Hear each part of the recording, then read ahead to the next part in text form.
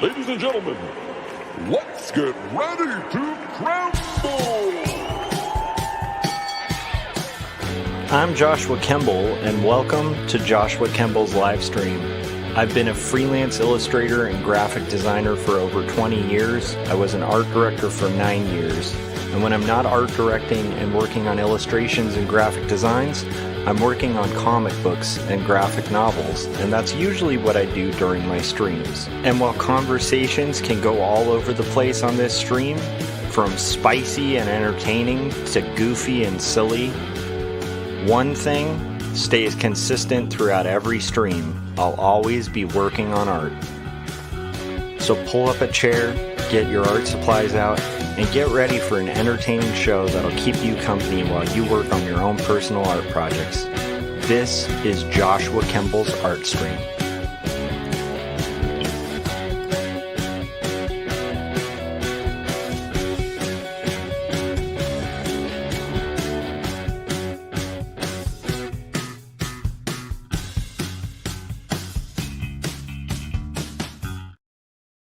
All right, welcome to Joshua Kemble's live stream. So this is episode 297. My hair is properly all crazy, like it was on the drawing that Philip Chandler did, that we intro the show with. We're planning on a non-spicy stream, ladies and gentlemen. Another non-spicy stream. Last stream, we did a fun Q&A.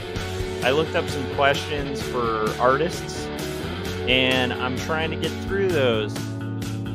Gary said, "Good afternoon, Gary." I try to do that every time I bump into Gary in a chat on a live stream. That's Gary Hodges of E versus M. I believe he's going to be on Jim's channel, Jim Lujan's channel tonight, so I'm looking forward to that. What time is that at? Let's turn off this music real quick. Okay, so today we have a lot on the dock. To do. So I am coloring page 78 of Not Death But Love, The Strange Supernatural Story of Elizabeth Barrett Browning. I want to show you guys a little book that I picked up. This book. I just actually had to get my tires fixed today. And when I went to get the tires fixed, they had it in the shop and stuff like that. And I went to Staples right next to there. And I realized this thing will save me from... I'm an old school guy when it comes to tasks and lists and stuff like that for art. It's half of how I organize myself, and it's how I got through college was with physical organizers, and how I got through grad school, physical organizers. And then the last 20 years I've been doing graphic design and illustration. I just make lists and prioritize them, and usually just use throwaway sheets of paper that I'd be using for printouts of roughs or something like that. Anyway, this is a really nice little solution that's an old school physical copy kind of thing. And it's just a list book, which I think is really cool. It's going to be really helpful. It's really simple. So I picked that up, as well as some of my favorite pens, which are these. I love these for sketching, for notes, for whatever. They're just V-Ball. Pentel Precise V-Ball pens. I love these things. They have actual India ink, and I absolutely love them. They kind of look like a syringe, but they are not. But these things are amazing. So the nice thing about this book, well, I'll show you guys in a second. I'll show you the book in a second. So we're going to look at that book real quick, and then we're going to get to coloring page 78. I got quite a bit of the colors already flatted in while listening to Marshall Lee's podcast, Marsh Makes Art, I believe, or Marsh Makes Comics on YouTube. And he's been streaming a lot more lately. So while I was watching it, I was kind of typing away in chat and flat coloring. And I finished all the shading on page 78. So we're close to finished. So we probably have a couple hours maybe 2 to 3 hours worth of work left on this page before we can call it done and move on to finalizing page 79.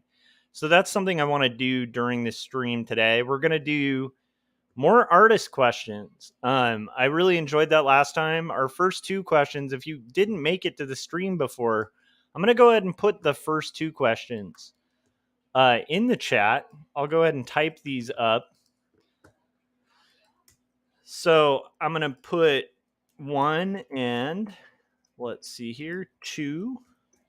And I'm going to go ahead and send those in the chat. So if you guys are watching, feel free to field those questions. I already asked those questions on the last podcast. So if you're kind of curious to check it out, check out episode 296 where I answered those first 2 questions. And now I'm going to put in question number 3 into the chat, and we'll get to answering that. And assuming nobody gets a spicy in the chats, then I'm going to avoid the spice today. I want the spicy streams to still exist. I enjoy them. I've talked about that on here. People make this mistake about me. I come across as like very mild mannered to a lot of people, and they don't realize I'm like a little bit Asperger's-y. And so, like, for me, if it's like a conversation about like data or competing thoughts or like debate, I get like super into it. It's a problem. So like, it's funny when people like don't assume that about me because I'm generally a pretty likable, nice person, I think. A lot of people don't know that about my personality, that like, if we're going to intellectually spar, I'm down. However, I'm not going to do it on this stream. My goal on this stream is just chill, no spice stream. And we're going to just call those like spicy streams when we do commentary and stuff like that. But today I want to just hang out and do art and enjoy my coffee. Enjoy the fact that the tire shop did rotation, alignment, and patch 2 tires for nothing. They didn't charge me anything. It took like a couple hours, but that I'm really enjoying. That was kind of amazing. Let's see here. Okay. It's also kind of fun to think I don't have this crazy commute to patch tires because of road conditions and putting thousands and thousands of miles on my car, weekly. It's nice to realize that too.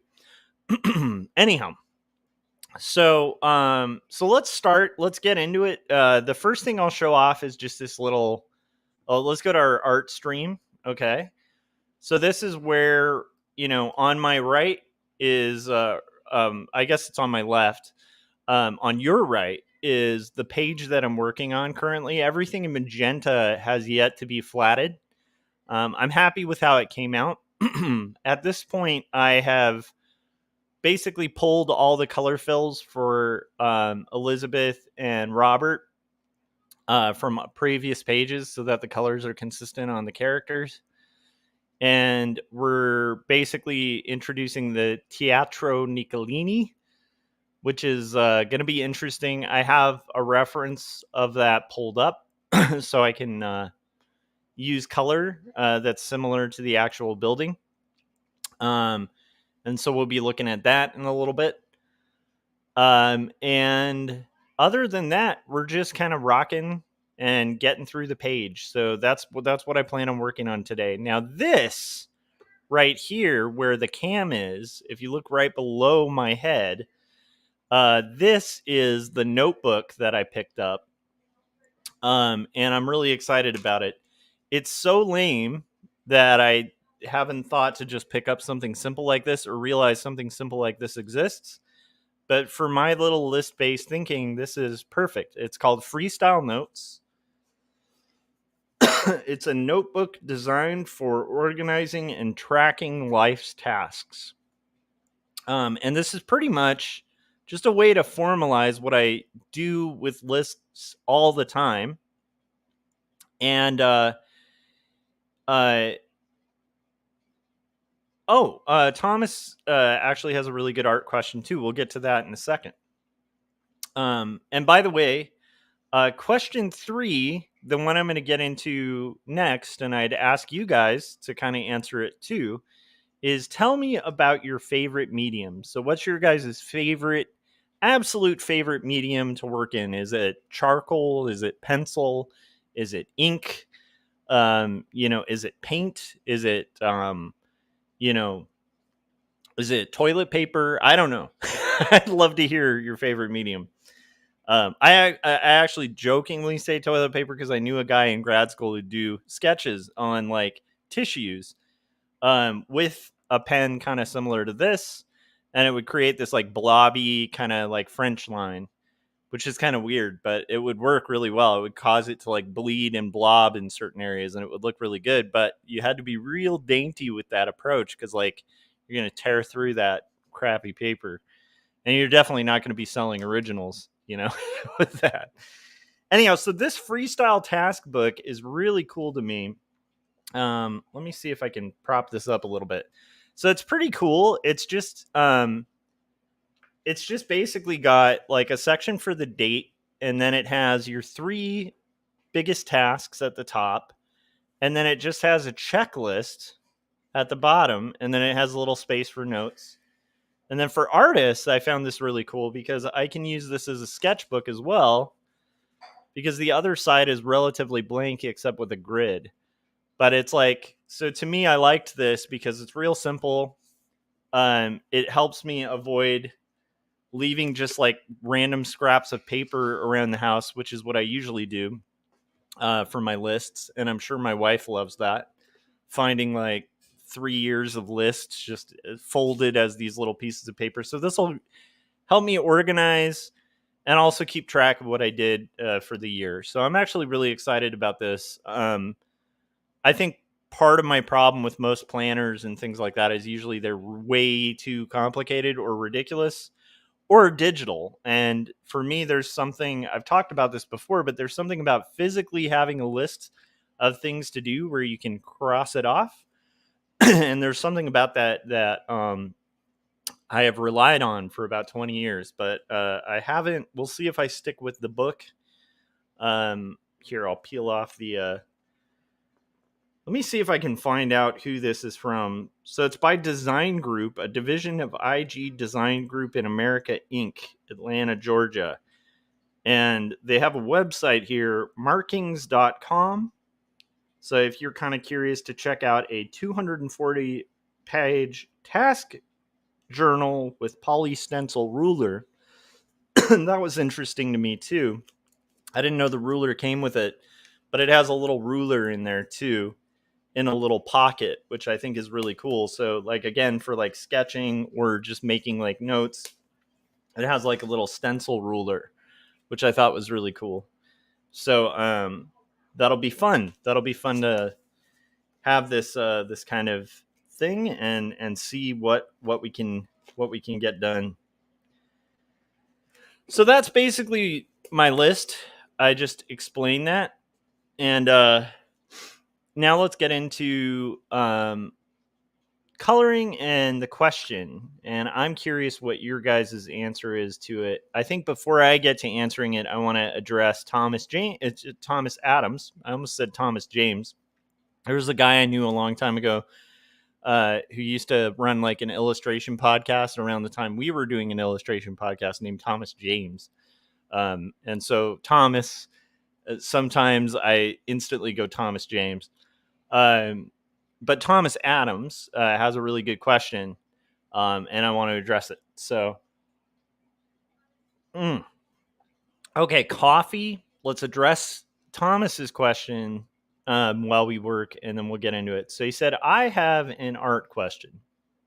Do you worry about setting and background taking your reader out of the story when it's set in a real place? So for me, I am, at least on this book, because it's a historical fiction book, I have been really trying my best with the meager resources that I have to try to make it as accurate to the actual locations whenever there's a real location as possible. And so, and by the way, like this is, let's see, we should call this shading. This is the shading layer above. It's like a black layer. And then without, so you'll see that this book is primarily just kind of flatted. I love the way that we're working here, but basically what I'm doing is just flat selections of color, and then the rendering is all in the lines above. And I hope I didn't just color fill. Okay, cool. I need to color fill this, and we're just doing fill for the color areas. I'm just gonna get his sleeve here. So for me, I really want the stuff that's actually historical to be as close to the actual locations as possible. Now, I think one could probably do a historical fiction book where they just kind of fantasize about it. There's a couple scenes coming up where it's going to be the backstage of this theater in Bosco's like kind of dressing room, and it's like I have no way of actually knowing what the original of that would have even come close to looking like. So we're just going to kind of have to hypothesize what that would have looked like. But in general, I'm trying to be as accurate as possible, which is why we, assassinated a bunch of lampshades from the comic, because I think there might be like one or two lampshades that still survive, to be honest. But we took out most of the lampshades from the backgrounds because I don't want people who know something about Victorian era to look at it and go, "Hey, wait a minute, they didn't have lampshades." So yeah, so that's primarily like kind of something I'm very interested in, is like trying to be historically accurate, at least as much as possible. Within the bounds of reason. Like obviously I'm not going to be able to make it exact. If I could afford to have like a research team or actually go on site and do sketches at the locations, that would be preferable. But with the meager resources that I have, I'm trying to be as accurate as possible, and I think that hopefully will speak well of the book, and hopefully like people who are history buffs or people who are fans of Elizabeth Barrett Browning will hopefully be able to view it and hopefully think I did it some justice. So weirdly enough, I think setting in background set in a real place actually can be a really good way to bring a reader into the story. You just don't want to end up falling into that place where it's so obviously not that location that people who live in that location would be like, wait a minute, that's not New York or whatever. Um, Thomas said, I ask because I pick up a comic called Mothman set in Point Pleasant. I don't know what WV is. And everything in the setting, West Virginia, I'm guessing. Setting, the background, the people, etc., is wrong. Yeah, that to me, like, that's what I was kind of saying. If you're going to bring in actual locations, you want to be as close as possible. So Thomas said, I've been in the town probably 1,000 times, so I'm familiar with it. But there is also that thing of, a lot of big movie studios, instead of filming in like downtown Chicago, will just film in Toronto because it's way cheaper and they can get better permits. And then they'll say, "Oh, this is Chicago," and they find streets that kind of feel like Chicago. Um, Sometimes like films will do that with like different cities too, where it's clearly not the city they're saying it is, and it doesn't pull you out of it too much, as long as it's not like them by a building that's clearly not the Empire State Building. They're like, look, it's the Empire State Building, and it's like, wait a minute, that's not that building. So I think it depends, but in general, I think um you want to try to, like, at least my goal is to try to be as accurate as possible. So hopefully I'll get it right. But obviously I don't have the luxury of going to the actual locations. And so that, like, we'll just have to see. Similarly, we're kind of relying on a friend of the author who speaks really fluent Italian when it comes to the sequences that have Italian. And initially, the writer Lavender had written the Italian herself, just kind of looking it up. And then her friend who speaks really fluent Italian like looked over it and was like, "Wait a minute, that's not how you say that." And so she agreed to review the whole script for us. So we did another revision just to try to be as accurate as possible. Now, again, who knows? Maybe we won't be accurate because none of us speak Italian, but we've had people who speak Italian look at the Italian sections and kind of fix it for us. So hopefully, kind of like with the cities and the locations and stuff like that, hopefully we're not taking too many liberties to where it'll pull somebody out of the story. But I'm sure there's inevitably going to be somebody who like looks at the book later on and is like, that's not that, especially considering the clientele that's going to be interested in this might already be people who've read a lot about Elizabeth Barrett Browning and Robert Browning. But one benefit is we have her letters to kind of base a lot of this off of. So like in theory, nothing in this story should conflict with her actual letters, which are what are being used to kind of derive the story from. And so in theory, even the stuff that's fiction is kind of filling in the gaps between letters, but it's like in general, it's like very close to like what actually happened. And so in theory, it'll be good. But if we could afford to hire like an entire research team to like do costume and do all that stuff, that would be cool. But for now, like one of the benefits of doing this as an indie comic is like I am the costume department, I am the set decorator, I'm the location scout, and I'm basically the actors as well. And so at the end of the day, I can do as good as I can do, and then I will own whatever mistakes I make along the way. I'm sure there are many, But the nice thing is it's also art, so there is a little bit of leeway. And again, there's some locations that just don't exist that we're just inventing, like Bosco's dressing room. I have no idea what that looks like. Neither do you. maybe maybe some like friends of mine who work at the Magic Castle, maybe they would know and be skeptics of that, but I think we can get away with a little bit of liberties there. Great question, Thomas. That's a really good one. Gary said, I think that a lot with my books, which is why I need to spend a lot of time trying to get my real world details correct. Exactly. Yeah, Gary is really meticulous about it. I think probably more meticulous than I am. To the point where he'll even like buy, like a projector that he's going to draw from the era. However, the nice thing about where Gary's pulling from is it's still somewhat recent history. So it's not like he has to like fork out like $10 billion to buy like a Victorian dress. What's up? I think the Ender Dragon has gone weaker. Okay, the Ender Dragon's going crazy, and Ben and Ben and Mai are playing. I guess the Ender Dragon has gone wild. Thomas said, I get frustrated with films set in Las Vegas sometimes for the same reason. Nice. Okay. Now we're going to get into, now you guys feel free to look at questions 1, 2, and 3 in the chats. If you're artists and you're listening, I would love to hear your answers to these in the chats. Gary is answering the favorite medium, and he said, I think my all-time favorite medium to work in is good old graphite.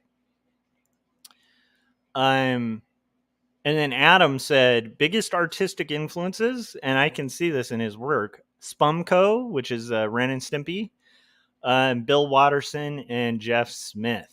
I think that's great. And that's definitely visible in Adam's work. Adam says, favorite medium, ink drawing colored with watercolor. Nice. Okay, I'm going to have a complicated answer to this. My favorite medium, of course, used to be pencil, because growing up, I would just draw everything in pencil and render it in pencil. And so like a classic, just kind of, like relatively soft leaded pencil was like one of my favorite things to work with forever. But something happened when I was doing life drawing where I'd be so excited about pencil But I noticed that I was too precious when I would like use a sketchbook with pencil. And so that is where this comes into play, because what I started doing, and I actually made some t-shirts that made quite a bit of money, that were just based on life drawings that I did in my sketchbook with this pen, with just a little V-ball pen. This is my favorite tool. My favorite medium to sketch with is a pen.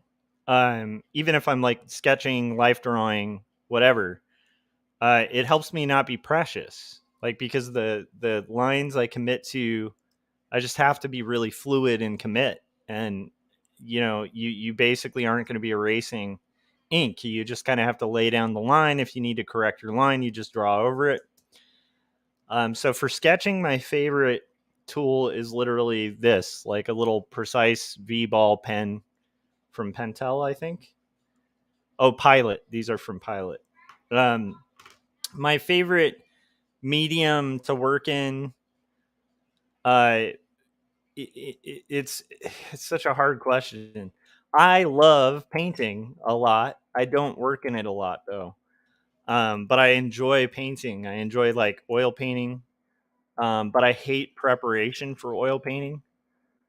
But so for paints, like, even though my favorite, ideally, if I had somebody else to set up my palette and clean up afterwards, it would be oil, for painting. But now it's more like acrylic. Watercolor is super fun to work in. I don't use it often, but watercolor is always super fun and very intuitive. The thing I like about watercolor is it's also transparent, so it allows it's weird. It's like a medium where you have to commit, but you can also correct very easily. Um, but because it's transparent, it's like a little less correctable than like acrylic, where you can just go over it again. If, like, you can just lay opaque color over opaque color, and in theory, kind of layer to oblivion. And I like that. But obviously, I think my favorite is probably brush and ink. Like, I love working in ink. My favorite tool right now is the Pentel Pocket Brush Pen. It's like a crappy enough brush to where it makes me have to work and be real tender with my hand. But at the same time, it has the fluidity of a brush enough to where I really like it.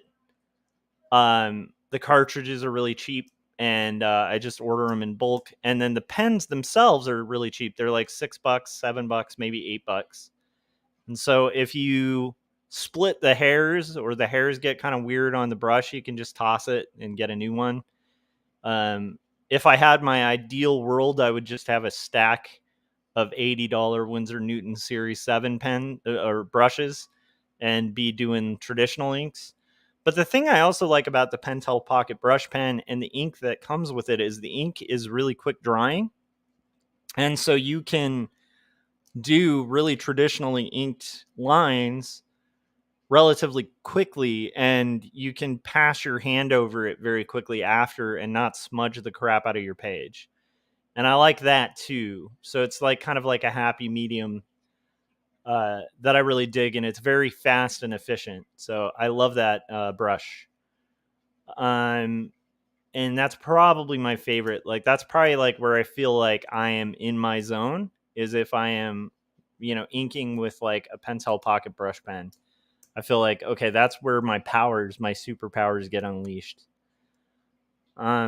But it is a hard question, and it's a fun question because I have different favorite mediums. I even kind of sometimes miss working in gouache, which is what a lot of my illustration, when I was majoring in illustration for my undergrad, a lot of what we had to use was gouache for assignments. And there is something really magical about gouache, and it's kind of like an insider's thing, where it's a really hard paint to use. You have to kind of like mix water with it to where it's like this perfect level of like milkiness. And it's like, if it has too much water, it'll streak like crazy. If it has too little, it'll be too transparent and just kind of turn into like an over glorified watercolor. But like, if you use it just right, it's like a really pretty paint. that gets tones that are very much more vibrant, I think, than you could get with acrylic, and much more opaque than you could get with watercolor. So if you imagine like a watercolor where you can actually use it opaquely, which if you try to do with watercolor, it's just going to look disgusting. But yeah, if you try that, good luck. So Gary answered question number 1. I'm really excited about this. I think these questions are really a fun way to do no spice stream, and I like the spicy streams. So I want to let you guys know I'm not like avoiding spicy streams forever, because I think they're great. They actually get more views for me than my regular content, so I'm happy about that. If it gets people kind of thinking and riled up, that can be a lot of fun. I think as long as people are having fun with it, I think, yeah, let's do some spice. Also, it's just in my nature to get a little spicy. So, spice will happen, ladies and gentlemen. Like if you were watching this and you're like a character in Dune who's got an addiction to spice, just know, like, don't worry, the spice trade will continue. Like, this isn't the end of the spice trade. It's just a non-spicy stream today. But I think this is a really good format for like a non-spicy stream, is for us all to kind of answer these questions that I think are really interesting, and also open it up for any questions you might have for me. And if you want to highlight or really help out the channel, feel free to send a super chat too. That's a really fun way to kind of support what we're doing here. Okay, so I think Gary actually answered the question, so I want to read that. This was the where are you from and how does it affect your work that I answered on episode 296 that I feel really got to interesting. Thomas said super spicy all the time is bad for the stomach. Exactly. That's what I'm thinking is, all things in moderation. And that way it'll be so much more fun when we get spicy, because you guys will be missing the spice. You'll be like, I'm ready for it. Yeah, you'll be, so I'm almost thinking like, I got to figure out a math to it, but I think it'll be cool to like chill for a little bit and then get super spicy, and then chill for a little bit and then get super spicy. That's the formula, I think. The magic formula of the Kemble. Okay. So we got Gary saying, I'm from Phoenix, Arizona, and how that's affected me is a huge question. Lots of people have written oodles about the desert, its harsh beauty, its alien and somewhat mystic quality. Yeah, it is a really complicated question. I love that question. It led to like me talking for like a half an hour on stream yesterday, because yeah, that's I think a big part of our identities goes into our art, whether you're a fiction, person, like you're writing a lot of fiction or you're writing nonfiction. I think that the act of art is very personal and very um, vulnerable at its best. And so, like, you can feel really weird making art because you're expressing so much of like your soul. Even if you write something like really lighthearted and silly, you can start to really feel for your characters. And so if you have characters that have to go through a struggle or like a hardship, you can you can kind of feel like pretty bad for the characters you've just constructed. It's opening up a box of imagination, and that's always like a scarily vulnerable thing. But then when somebody actually asks you, you know, well, where are you from and how does it affect your work? It's like a really heavy question, because I think most of us are highly affected by where we're from. And, what we do now is very much a reflection of that, because I think all of our art by nature, whether we like it or not, is somewhat autobiographical.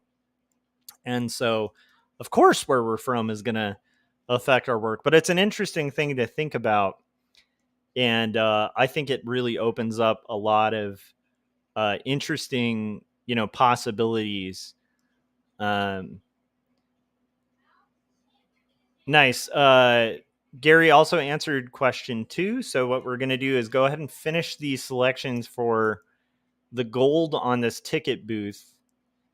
And then we will move from there to Gary's answer, which I'm actually really excited to hear. And Gary, by the way, what time is that stream? Did you already answer this? What time is the stream between you and Jim?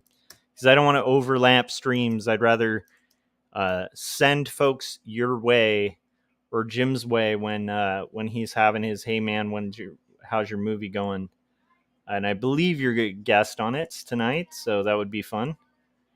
And I just stumbled over the word guest, so I was like, I believe you're the guest. Guest.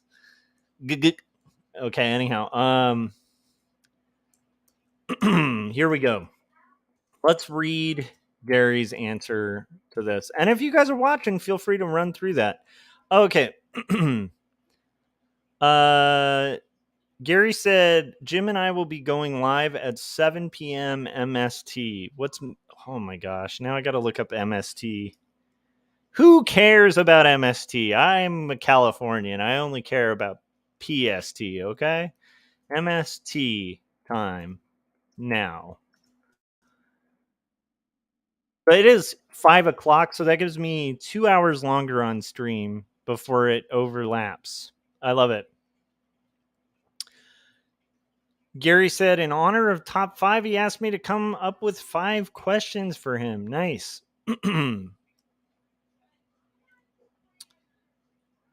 I like it. I think they should all be really basic questions, Gary. You should just be like, how was your day? That's my first question. How was your day? How was the weather? That would be so funny. I mean, not really, but that would be pretty funny where you're like, I thought long and hard about these questions. How is the weather where you're at, Jim? That's question number 1. Question number 2, how are you feeling? How are you doing? Question number 3, how are the sports teams you like? How are they doing? Question, no, it's all just like water cooler questions. I think that would be amazing. So we have some drama at the house with the fish tank that I can talk about. This is the most spicy it's going to get because Jim likes, this is in honor of Jim too.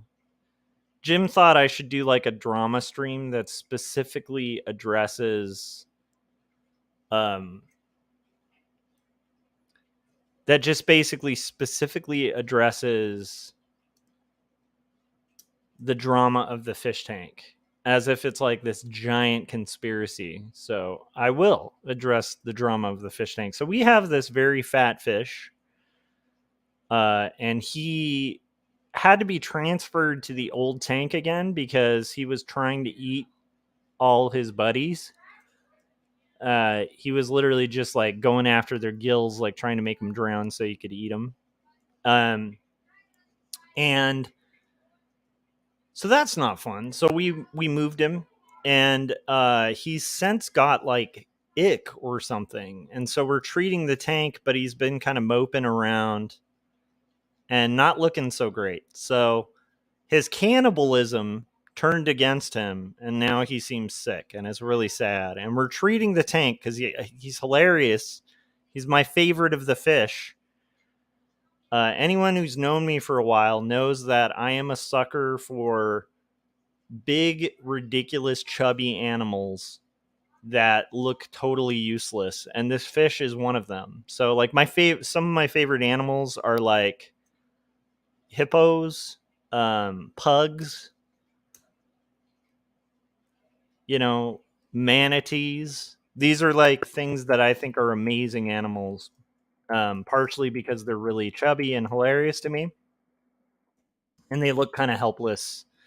And this fish is like the personification of that. So I really hope we don't, lose the fish. So we'll see. I'll keep you guys up to date. Hashtag save the fish. So I'm pretty excited about that. So we answered the favorite medium question. We have more questions coming up, but real quick, we're blasting through these flat colors for the page, which I'm really excited.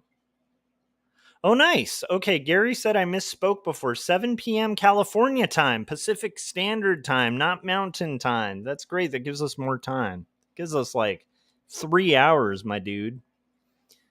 That's beautiful. Thomas said super spicy all the time is bad for the stomach. LOL. Calculate the spice to chill ratio. I think I'm going to try to figure out what's the spice to chill ratio where I'm feeding people enough spice to keep my my proverbial restaurant here, running and keep the orders coming in. But also I gotta have my go-to, my go-to foods that we're just serving. We're serving some good stuff, but it's not like the wild stuff. The wild stuff's maybe like, once a week or something. So I'm gonna go for a second and we're gonna play the trailer for Jacob's Apartment. And then we'll be right back. And we'll be back with a new question that I ask that you guys would answer too, which will be a lot of fun. So here is the trailer for Jacob's Apartment.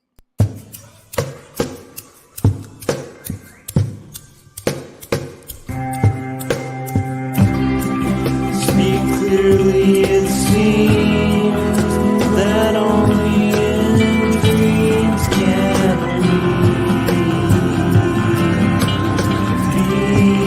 these things we've seen and walk around breathing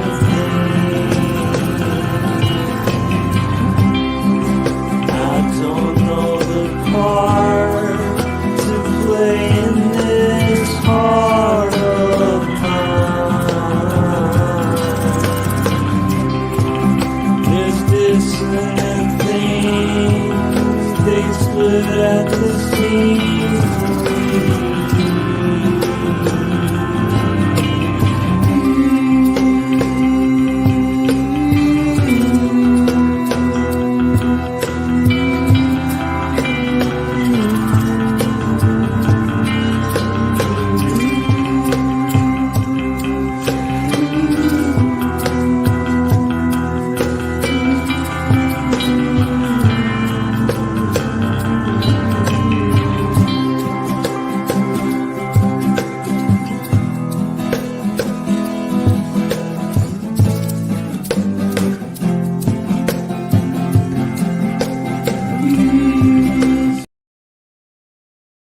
Haven't picked up Jacob's Apartment. What are you doing? It's been out for a year. Check it out. It took me 5 years to do. It's I think on sale right now on Amazon. And I'd encourage you guys to do that, right? Like, what are you gonna do tonight? Like pick up like a double from In-N-Out Burger if you're in California, or you're gonna pick up I don't know, like maybe you're gonna buy a Big Mac meal from McDonald's, or you could spend that money, cook something at home, and buy Jacob's Apartment. That's what I would encourage you guys to do. And after you buy it, you can tell me what you think, or maybe leave a review or something on Amazon. That really helps indie books sell. I play these trailers for a reason. I pour my heart and soul into this work. So if you want to take the time to kind of go ahead and pick that up, cool. If you're not in a position to do so, that's fine too.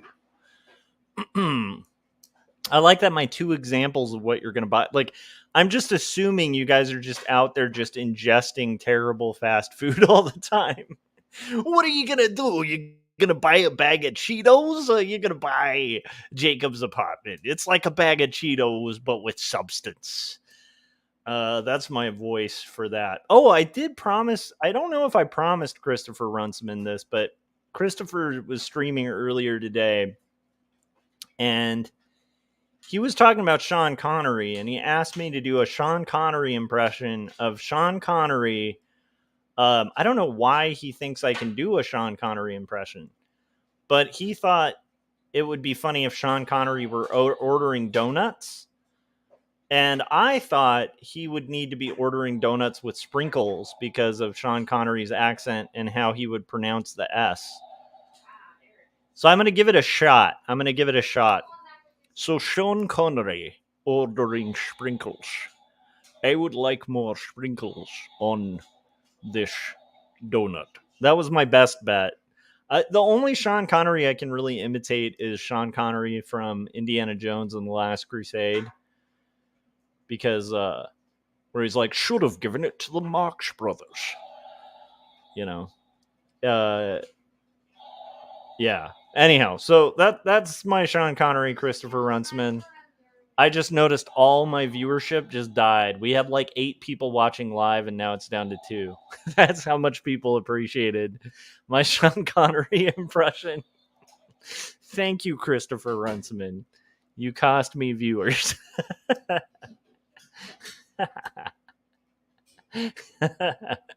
I should just do an entire stream as Sean Connery, where I'm talking about. But my problem is, if I keep, like, I can do it for like a second, but it's like the typical problem of somebody who can't do impressions, where where like I don't know if you guys have this problem, but like if I start doing an impression, I generally it starts straying into like a totally different accent after a while. So it'll start as like Sean Connery, and by the end of it, I sound like some, like I'm trying to be Vladimir Putin or something with the sound. It's like it's a weird thing where it'll start as one guy, and then by the end of it, it's somebody entirely different. See what I mean? It kind of starts already. I'm losing the Sean Connery, and it's becoming like a weird Scottish guy at a bar. You know what's up? Yeah, that's actually a good point. She was saying you're starting to stray into like Irish instead of Scottish. That's my wife. That's my wife. How are you guys doing? Are you guys ready for the next artist question? I can't wait. This one for veterans, I think, will be interesting. So this is question 4. I'm going to put it in the chats for you guys, and then I will address it too. Question 4: where do you find inspiration? Where do you find inspiration? There's a great Dee Dee Willingham, who sometimes watches this channel, had a great answer to that, which is inspiration is in your butt. Meaning you just sit your butt on a chair and draw. It could also come across in a really weird way, but either way, I like that answer. For me, inspiration's a weird thing. Like, for instance, like 2 Stories is just a book that I felt compelled to do. I was thinking about what story I wanted to tell, and it was a story that I had to tell.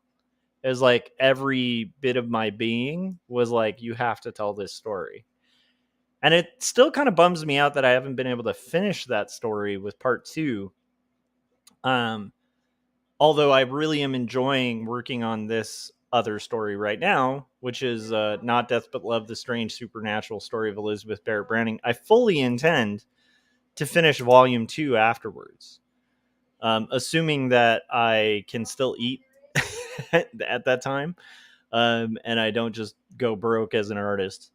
My hope is to finish 2 Stories book 2, which, if you haven't read book 1, everyone I know who's read book 1 is really eager to read book 2. It's a good book. I'm proud of it. So yeah, so that the idea of it, where inspiration comes from with that book, it's just a story I had to tell. Like, every bit of my being had to do it. If we're talking about Jacob's Apartment, that came to me. It's funny because I'm not like a big believer in like this idea of like woo inspiration and stuff, but that came to me on a subway. I was like riding on, well, it's not really a subway. It was like the LA Metro, and I was riding on it, and I had this vision of the end of Jacob's Apartment. And I was like, I have to tell this story. And like right next to the subway stop was like the apartment that they'd live in. And it was just my imagination kind of going wild. And then I just, had to tell it. So that was Jacob's apartment. And it has themes that I really wanted to address. Like I wanted to talk about death and the impact it has on people in a real way, not like a, uh, negative way or anything like that. It's just something a lot of people don't talk about that. Um, so Adam said two stories refers to the story of adult Josh and kid Josh, right? Or is book one story one and book two is story two? So it's both, Adam. It's both. It's kind of metaphorical because it switches between two different stories, so that's the reason it's called two stories. But it also is going to end up being two books. So it's got layers to it why it's called two stories. So it literally will be two stories composing of two books and two stories. That's like the master plan for it. And you know what's shocking is there's more than two stories in two stories. I kind of feel like I'm saying something that's not that profound, and it almost comes across like in Singles, where the guy's like talking about his band called Citizen Dick, and he's like, it's kind of crazy because we have this song called Touch Me, I'm Dick, and it could be because my name is Richard, but you could go like a layer deeper and think about, it could mean something else. And the guy's acting like it's all profound what he's saying. I feel like I just did that with my two stories answer, but that's the honest answer. It was thought about a lot, about what to call it, and two stories was just the ideal for it. There's just no better name for that, even though it's really generic. It just kind of fits. It's like two different styles, it's two different timelines of story that are being told, and then it's going to be two books. So that was the master plan, the super master plan of two stories. By the way, if you hear creepy dragon noises behind me, that is the Ender Dragon. Benji has an Ender Dragon toy that if you press the tail of it, I think, there's three buttons on its back, but one of the buttons makes it go howl, and like smoke, like steam comes out of his mouth. There's actually two of them that do that, except one of them doesn't make the steam.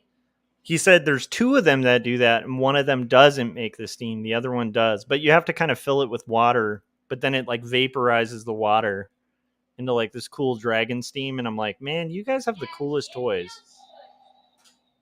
You should try putting its hand in front of your mouth when it's doing the steam thing. Yeah, try to put its hand. Or you have this. Okay, Ben was saying you should try to put your hand in front of its mouth if you have the steam thing for the Ender Dragon. There's also a third button that makes the damage effect. And he said there's a third button that makes... Pressing it enough times can actually defeat it. Nice. So there's a third button. Resetting its health. So you can try playing with it again. That's awesome. And he said you can reset its health. Okay. Thanks, Ben. Yeah, he was telling a lot of stories about his Ender Dragon toy, but it's pretty cool. So where I find inspiration is a complicated question, but to me, I think the key thing is it's kind of everywhere once you look, and once you start creating. That's, to me, that's the magic trick of it. Is like once you start actually participating in the act of creation in a disciplined way. I believe that inspiration is just inevitable. Like you're never going to face the blank page as long as you're consistently working. And I find that people who usually suffer from writer's block, it's generally because they took a break. Like they were, they're like, we were on a break. But I feel like that's actually a pretty common story. It's like you get out of practice. So it's kind of like inspiration is practice. That's my theory on it. And I think once you practice and once you're working on something, that's usually when other things come up. So like a good example would be, the two examples I made of like inspiration came when I was working actively as an illustrator. So I was constantly having to come up with ideas and concepts and stuff like that. And once you're like unlocking that gateway in your mind, that's when the ideas come. I think the second you shut off that gateway is when you start facing writer's block. But I think that part of inspiration is just kind of picking an idea and then seeing it through to the end. Um, I personally think there's an art to finishing. And I think that a lot of people are really missing out on that, where they're kind of searching for the perfect story, or they're constantly overworking on the perfect story. And I think that actually quite a lot of the time, just finishing, just deciding, picking one story, because you're going to have a million ideas. That's usually one of the things that causes writer's block. Initially, it's like no ideas. And then a lot of the time it's like, oh, but I have to pick the right idea because I'm going to dedicate a lot of time to it. And I think you just need to think about like the history of stories, and think about like E.T. as like just a concept. E.T. is an amazing movie, but like as a concept, it's just kind of like boy befriends alien, like, right? That's basically the concept of it. It's a wacky story, and yet it's like one of the most beloved movies ever made. Similarly, like Jaws is like a classic, like horror movie, and it's like giant shark attacks people, and then they have to fight back. Like fishermen have to unite to fight back. You know, it doesn't have to be a crazy complicated story. I'm trying to think of like what it was called. I saw this movie really recently. Was it called 50-50, where it was like the chance of I think it was called 50-50. It was like basically the plot is just this guy gets cancer and his friends struggling to kind of know how to navigate it. Or Wit, like a similar plot where it's just following this woman who gets diagnosed with cancer. It's really sad. It's like one of the saddest plays ever, but it's just a very realistic depiction of somebody going through that. So like if you're going autobio, you can pretty much write about anything. You could write about today walking to like get food if you like were really hungry, or you could write about like for me, if I wanted to, I could write about like the fear of heading out into the job market after being at a secure specific job for about a decade. I could write about that. Or I could write about Benji talking about his Ender Dragon toy. You know what I mean? Like there's a million possibilities. And the problem is, for artists is like, I think possibilities can be death for an artist. I think that sometimes like thinking about that world of possibilities, you can end up in this trap where you're constantly bouncing from one thing to the other and not getting anything accomplished. But I think that just kind of committing to one thing and finishing it, I think will lead inevitably to renewed vigor on your work, because just having a finished thing makes you realize like, oh, I could have more finished things. And then by the time you finish the thing, you have like a million things that came up while you were working on it. Like for instance, I was a little burnt on 2 stories. And now that I'm like midway through Not Death But Love, I'm like really ready to get back to 2 stories, because I'm like, I miss it. I really like where I was at on it. The whole thing's scripted. I have all the roughs done for it. I can't wait to get to finishing those pages. But like that'll give you renewed vigor for the next project, is like seeing it through and finishing the first project. That's my opinion on it. So that's where I think inspiration comes from. I think it's a weird thing where I think there is something spiritual about it, but I'm kind of among the Stephen Pressfield type guys. Stephen Pressfield wrote this book called the War of Art, and it's like a twist on the art of war. And his whole idea was that inspiration comes when you set up your sacred space to make art, and then you show up at it daily, and it's almost like you come daily to the temple of art, and you give, and then it gives back. It's just this weird thing. So inspiration for writing happens when you start writing. It kind of doesn't matter what you're writing. Inspiration for art happens when you're practicing making art. Okay, guys, we're going to do... Let's color this. I want to hear your guys' answers to that, because that's just me, right? And we're all different. So that's my own take on it. I want to hear your take on inspiration. I think Gary answered that question, so we're going to get into it. Gary said, I primarily find inspiration in other people's work, be it books, movies, art, music, games, etc. After that, everyday life regularly gives me ideas. That's a very good point. Inspiration is also a weird thing where it has a lot to do with what your inputs are. Like, I think that, to me, there's nothing that makes me want to play music more than if I go and see like a really amazing live band. Then I think this is a common occurrence for people who play music. It's almost hard to watch people play music, because the second you see somebody play really well, it like you want to get out your instruments and rock.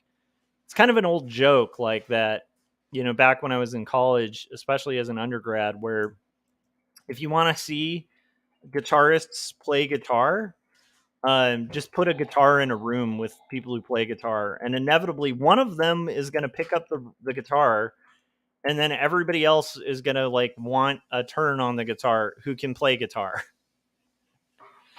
It's like this weird thing where it's hard for a guitarist to just watch one other person playing. Like, you want to play too. So there's that too, where it's like being around other creatives, ingesting a good diet of creative stuff, getting that pang.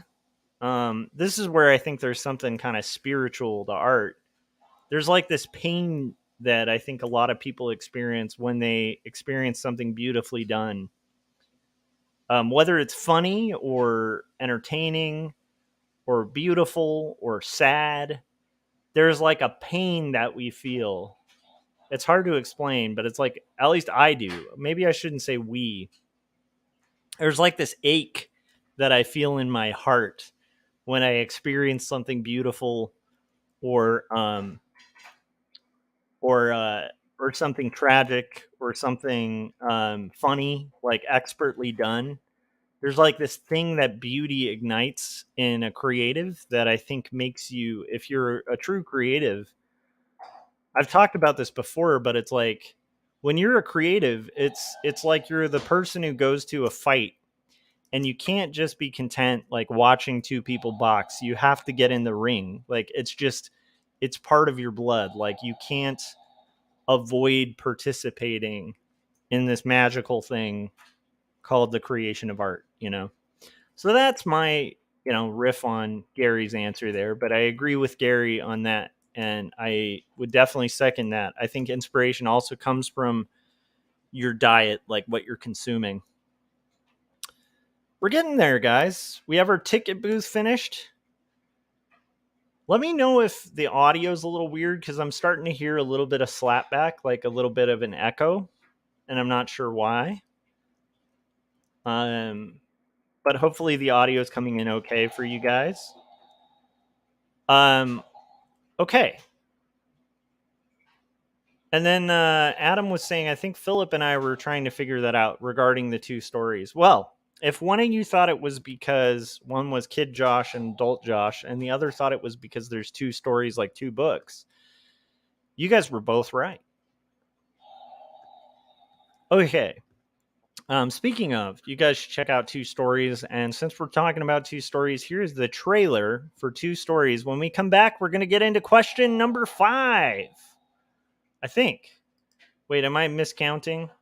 Yes, we're going to get into question number 5. I'd love to hear your guys' input on it. If you guys have anything that you really want highlight or me to address, feel free to super chat it. Chats are fine too. And here is the trailer for Two Stories. I'll be right back, and we're going to flat the rest of this page while we work on our artist questions in our non-spicy stream. Don't worry, the spice is going to come, okay? It's like we've shuffled the CD player, so it's not playing the Spice Girls today, but trust me, it's in the rotation. There will be spice. There shall be spice. Okay, but not right now. We're gonna continue these fun artist questions, do an art hangout, a chill stream today, guys. And here's 2 stories. We'll come back and we're gonna finish flatting this page come hell or high water.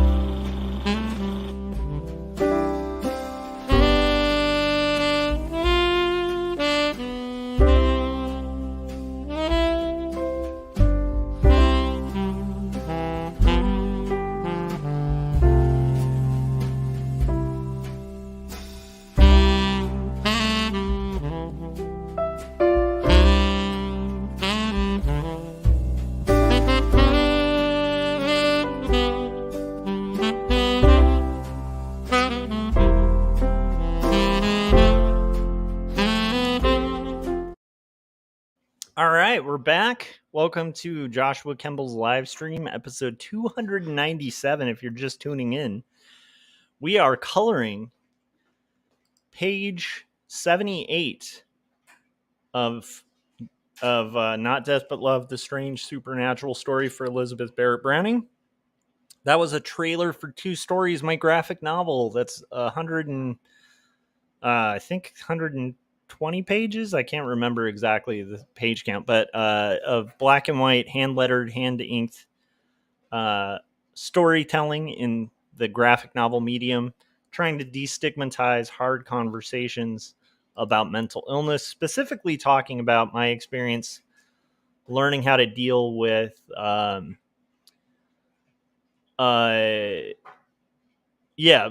basically how to deal with depression, as well as caregive for somebody with panic disorder, as well as weird childhood stories about growing up, going to a religious school, experiencing and witnessing a lot of hypocrisy and bullying, and how my childhood self dealt with such things. So it's actually a fun book. It's weird to say because it starts with like some really heavy topics. It's definitely not all ages. It's definitely like underground indie comics, kind of in the line of like Zap or Raw. So if you haven't picked it up, I think that's on sale on Amazon as well at a pretty affordable rate. I think the last I looked, it's like $13. $13 for a 120 page graphic novel I spent like 5 years on. I think you should bite the bullet and get it if you haven't yet. All right, we're joined by Gibran Redinger saying drugs are his inspiration. I like it. I sometimes joke that my inspiration is peer pressure. That's one of my favorites. But him saying, just kidding, having an art buddy like Jeff, someone who's always making me jump or always making me jump off a ledge helps. I agree. Art buddies are really important. I'm really thankful for the Artcasters community. Seeing you guys constantly like working on cool stuff is just like a huge inspiration to me, because it kind of takes excuses off the table. That's another thing, kind of seeing people overcome hardship. Because we all have our struggles in life. We all have, different circumstances and stuff like that. And just when I think, oh, I've got a good excuse to not work today, I look on like Instagram, and one of my buddies is in a worse position, is managing to put out like a crap load of comics. And I'm like, oh, I have to do it. No excuses. I have to. So yeah, like I agree with that. Like, I think there's an old truism about that where it's like, you never want to be the smartest guy in the room. If you want to succeed in life, like being the smartest guy in the room is not the way to do it. Because if you're the smartest guy in the room, that means you're surrounded by people who are not going to like ignite your brain or like push you further. And I feel like on an art sense, I am not the smartest guy in the room. I'm definitely like, if I think about like even Gibbs' example where and Gibran, I hope I'm pronouncing it right, man, because Jeff just screwed that for me for life where I want to say Gibran. But I believe it's Gibran. And Jeff is the one with the sole right to call you Gibran. But anyhow, which is kind of a funny nickname because it's like, I like the cut of your Gibran. I'm here all night, guys. Anyhow, so seeing like Jeff stuff, Jeff Lafferty, for anybody who's not, familiar, is like so inspiring to me because he's so much better of an artist than I am. Like he's so much better. And like I find that really fascinating and cool. Similarly, like Scott Serkland, like Corey Kerr, these are guys like Corey, whenever he does an animation, I'm like, dude, I can't edit like that. Scott is like such a killer designer. That's like, these are people who just like, are really inspiring. And again, when I see what they're doing, my friend Chris Kawagua from school, like a lot of friends from school actually are just so much better than I am that it makes me really motivated to work. But they're also like really dedicated to working. And I think that Gibran said, you are. I don't know what that's related to. But anyhow, I think it's just really cool to it's really cool to be surrounded by people who are like smarter than me. I like that. It keeps me on my toes and keeps me kind of progressing and trying to do more with my life, Okay, we got another question coming up, guys. So if you haven't yet, okay. Gibran said you are saying my name correctly. Okay, cool. I like the cut of your Gib. I'm gonna make that joke forever now. I'm sorry. It has to happen. Okay. Let's ask the next question. And I'm curious what your guys' answer is going to be to this. This one's going to be a wacky one for me. I'm really curious what it's going to be for you guys. So this is question 5. If you want to answer these questions, I am just going through a little list of questions to ask artists and going through it, and we're all answering it kind of collectively. So I'm curious to hear. If you scroll up in the comments, you can kind of see the previous 4 questions. So if you want to field any of those, feel free. But here is question 5. Question 5 is, when is your favorite time of day to create? That I'm really curious to see what everyone's answer are. Is everybody as crazy as me? For me, it's like the witching hour. I have this problem where I feel like it's in my blood to not sleep at night. And I've been trying to kind of transition to a normal sleep schedule, especially coming from a day job where I was like forced into a normal sleep schedule. The fact that like right now I'm in a position where if I theoretically wanted to, I could be up till like 8 in the morning working, which is where my soul rests. Like that's where my creativity ignites, is like, I am a weirdo. My wife is pointing out that's not a good call, but it's weird. I'm a weirdo where if it weren't for my wife and my kid, I would be starting my workday at like 10 p.m. and ending it at like 3 p.m. And I would be on coffee and fast food and never sleeping.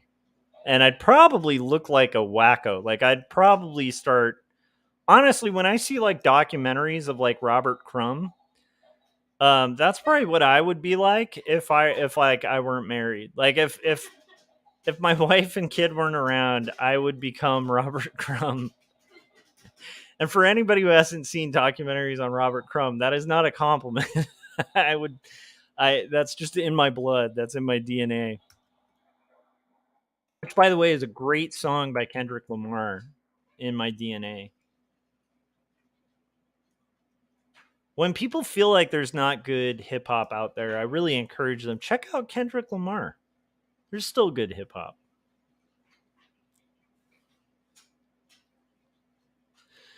Not a lot though. There's also Gibran is I think the future of hip hop. I think Gibran Redinger is the future of hip hop.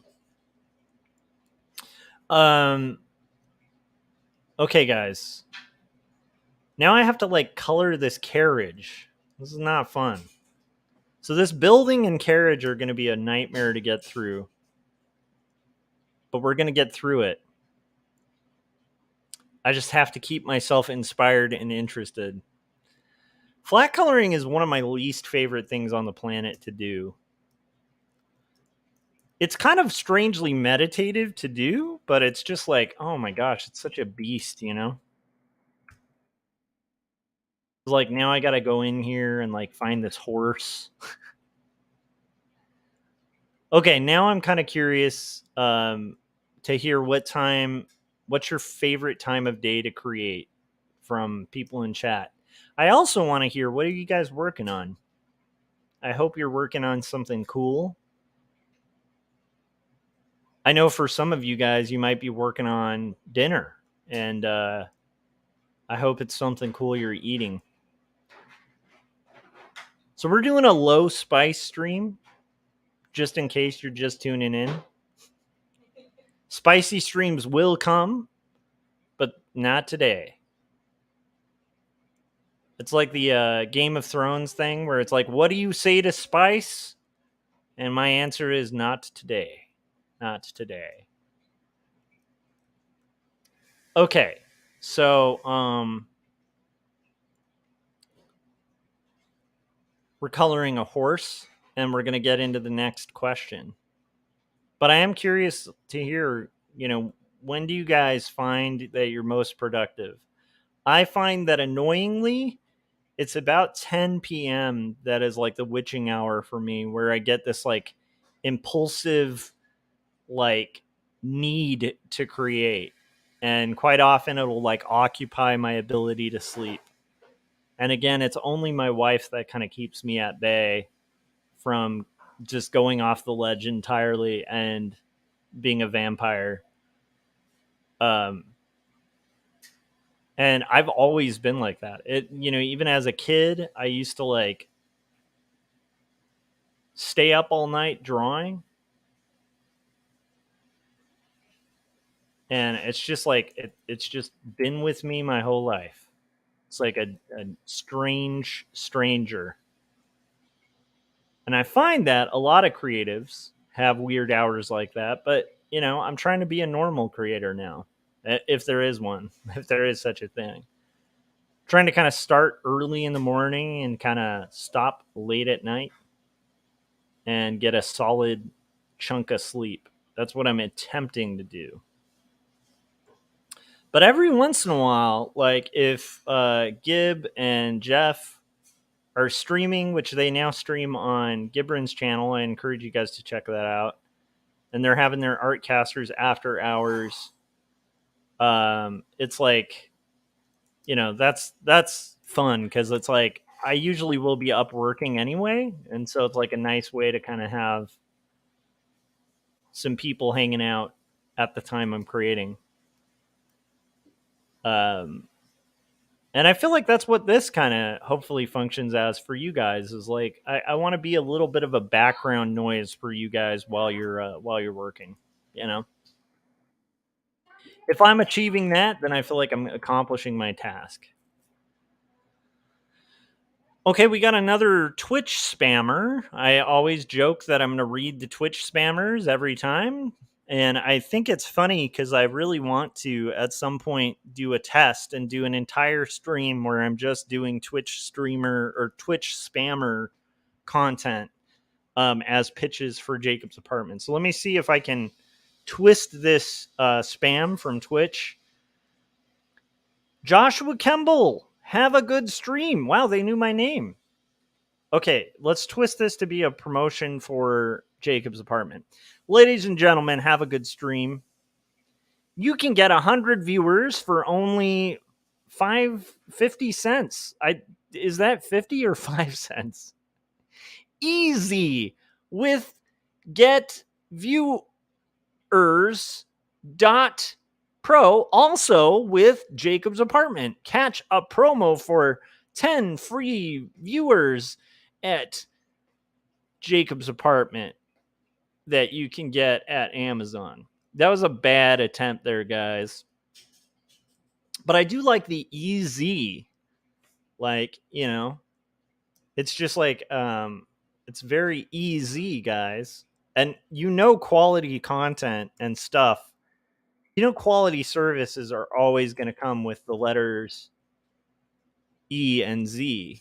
I mean, anything that's actually easy is always just spelt easy, you know?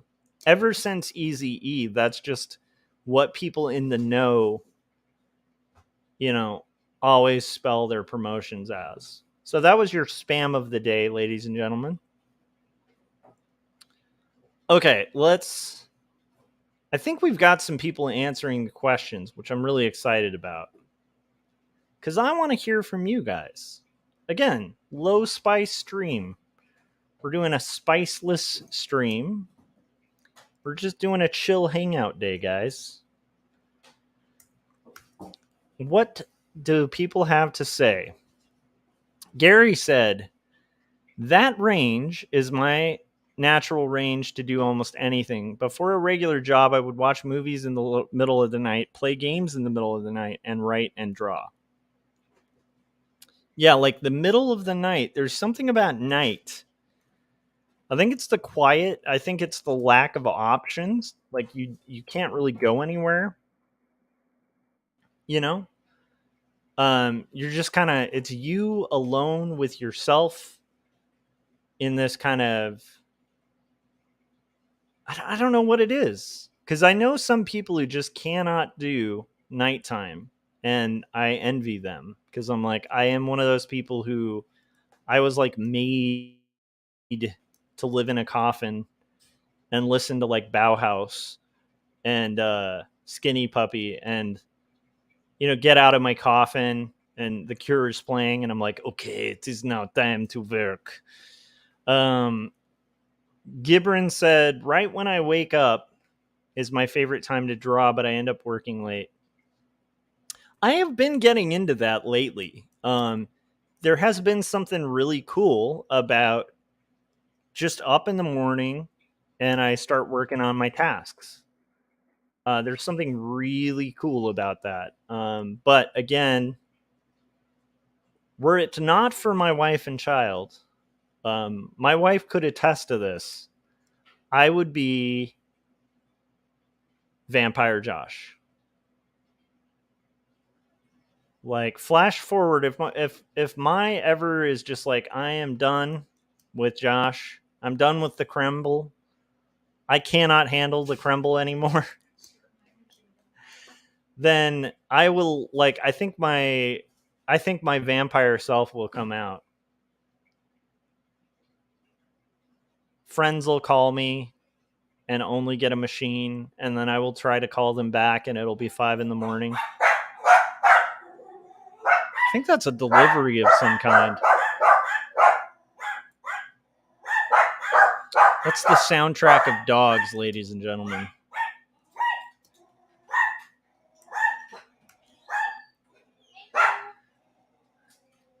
Gary said, I haven't been able to do that in years. Not just for the day job, but getting older, it's harder to screw with my sleep schedule that badly. Yeah, I have that too, where I think it was like about a year or two ago where I finally hit that point where, like, if I pull an all-nighter, back in the day, I used to pull all-nighters all the time.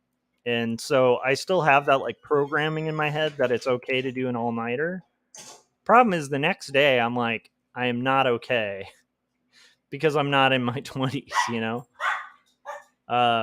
So like all-nighters are kind of off the table, but my brain will convince me like, no, no, no, you can do it. You could stay up all night and be real creative. And then it's like 2 weeks later when I've recovered, I'm like, I can never do that again. So I relate to that a lot, Gary. I want to know what you guys are working on. I'm curious. I know, Gibran, you were talking about kickstarting a book. How soon can we expect that Kickstarter? I really want to back that when it's out. I'm really excited about it. It just sounds like good old fashioned badass horror and kind of humor in like actually a real classic way, you know, like comics used to do, which is kind of cool. Josh, Yep. both suckerfish are sitting on your wizard. Oh, my wife said the sucker fish are sitting on my wizard. I got a wizard for our fish tank because why wouldn't you? Like my wife and her sister were picking all of these different, you know, like decorations for our fish tank, you know, and it's like a temple and like all these classy things. And I see this just horribly painted resin wizard. He's awesome. And I mean, he's like so corny. And I'm like, okay, that's going in there. Because you have to have like a bad wizard underwater. Just, 1950s scuba diver guy. yeah. And he's like, I mean, he's kind of a perfect, like, badly made wizard. Like, he's not attractive at all. It's not like this beautifully sculpted wizard. It's like real good, like D&D level, you know, and I'm talking 80s D&D level, like so bad it's good wizard. And he is protecting our fish tank from the evil forces that would otherwise, you know, basically get the powers of the bubbles in the fish tank and take over, you know, and like you need a good wizard in there to kind of, you know, I mean, again, it's a wizard, so you got to be careful. You can't trust wizards, right? But because wizards are, you know, they're not on a team. They're on the wizard. They're on Team Wizard, okay? But yeah, I'm very excited about the wizard in my fish tank, which, by the way, sounds like a really bad pickup line. That sounds like an awful pickup line. Hey, have you checked out the wizard in my fish tank? Yeah, that's right. Yep. You guys can use that one. The next time, you know, those of you who are single out there, the next time you want to pick up the ladies, just say, hey, you want to see the wizard in my fish tank? Okay. Nice. Chris Kawagua saying, "You shall not splash." And he is kind of doing the "you shall not pass," which is kind of awesome if you put him next to, like, he's next to the bubbles in the tank, so it looks like he's casting a spell. Makes me happy. Paul said definitely a morning person here. Were you always a morning person, Paul, or is that like a later in life kind of thing? Were you a night owl back in the day, or you've always been a morning person? And since you're mourning, you know, what loss are you mourning? Sorry. I'm trying bad jokes here, guys. I need to like pull up my sound effects and do the bad but sorry. Okay. We're flat coloring a carriage, you guys, and I appreciate you guys. You're keeping me on task, on point, doing one of the most tedious parts of comics, which is flat coloring, which would go a million times quicker if I had picked a different way of executing this comic. But no, I had to do it all rendered and stuff. And so I don't have nicely aliased lines that make real quick, easy flat color selections. No. So instead I have to like literally cut out every single little color. And I'm just going to complain now. It's a spicy stream. No, I'm just kidding. So anyhow, I'm really interested in hearing when you guys work. Sounds like Gary and I are both in the fight of fighting our natural instincts to work at vampiric hours. We got some morning people. Do you guys know there's actually a Bible verse that talks about... I've read this before, but it's one of the funniest proverbs there is, where it basically says, like, don't greet people in the morning or they'll want to kill you. I'm not kidding. It's an actual proverb in the Bible that says like something like, oh my gosh, I'm going to misquote it, but it's basically the gist of it is like, if you greet people with like a happy voice early in the morning, they're going to want to punch you in the face. That's like the paraphrase of it. But it cracks me up that like we're talking like ancient era, and somebody was like writing like, this is the book of the wisdom of all people, and it's basically warning morning people, don't be too peppy in the morning, right? Like give a man time to finish his coffee before you're like, Mr. Hello, how are you doing? Because otherwise traps and horrors shall ensue. Because it sounds like Gary's not a morning person either. And I can tell you, as a morning person or a non-morning person, if I'm greeted like too happily in the morning, I tend to be like, I want to die right now. I want to murder and die. Let me look that up. I'm going to look that up because it's a funny verse. Let's see. Proverb about morning greetings.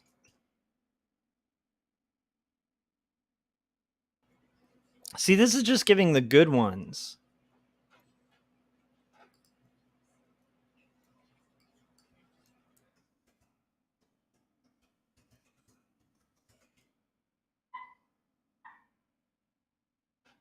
Oh, here it is. Okay. You guys can look this up. It's Proverbs 27:14. It says, if anyone loudly blesses their neighbor in the early morning, it will be taken as a curse. So if you're like obnoxious and you're like, how's it going, guys? Like, even like, you know, in Proverbs, they were like, dude, people are going to want to murder you if you do that. Okay. Adam said, hey, Gib. Hey, Paul. Adam also said, Gary, cool to hear your list of influences. Did I miss that? Maybe we read through it. Oh, nice. We missed that. Gary said, biggest blah, blah, blah. He said, big blah, blah, blah. I'm just kidding. I stumbled over my words. Biggest artistic influences are probably George Lucas, Al Williamson, Shigeru Miyamoto, and Tardy. Nice. Which he reviewed on the Indie Review Show. I had not heard of Tardy before Gary Hodges, and he introduced me to him, and it's incredible. Okay, let's continue here.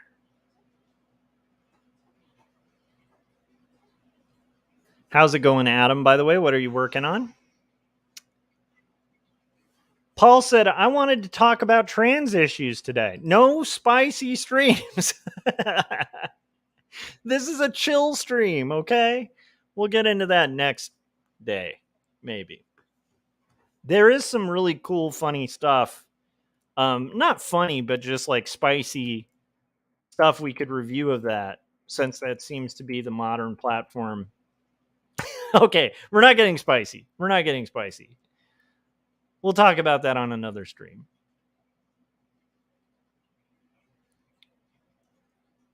See, it's bad to bring up spice like that, Paul, because then it makes me want to talk. It makes me want to talk. But we're doing a no spice stream, ladies and gents.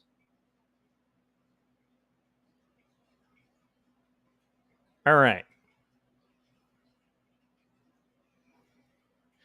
Gibran said, Paul, my transmission has a bad slip coming out of second. Nice. Paul said, my mother-in-law gave us these crazy s'more things. My daughter thinks she's going to eat all three. She is sorely mistaken. Nice, Paul. You have to teach your daughter to respect the sharing of the s'mores, you know? You could almost do it like, hey, let me see that s'more so I can show you something real quick with it, and then just eat it and be like, that's what happens. You gave me the s'more, and that's it. It's over. S'mores sound delicious. I'm curious what these s'more things are. Are they actually like s'mores? I'm a fan of s'mores. That's all I'm saying. All right. So we're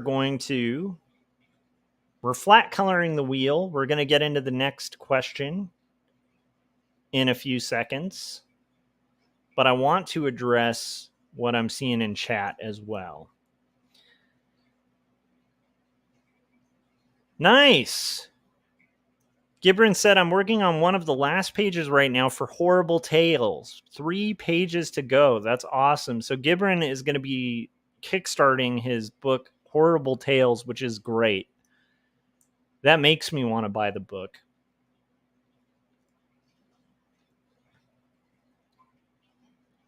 I love that like B vibe of that name. It just sounds like, you know, a Tales from the Crypt kind of thing. Like a classic EC comic.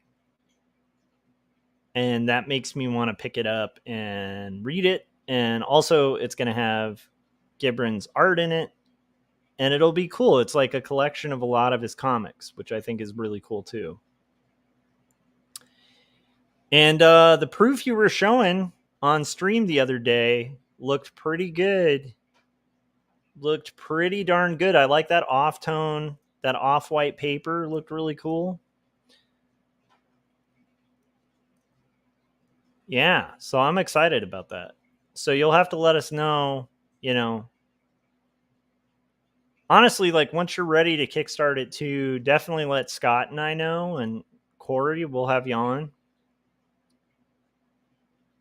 I know we have a lot of crossover, so, you know, it may not pick up like a ton of extra traffic or whatever for it, but, you know, I've heard from people who've come on where they've, you know, sold 1 or 2 books doing our stream, so maybe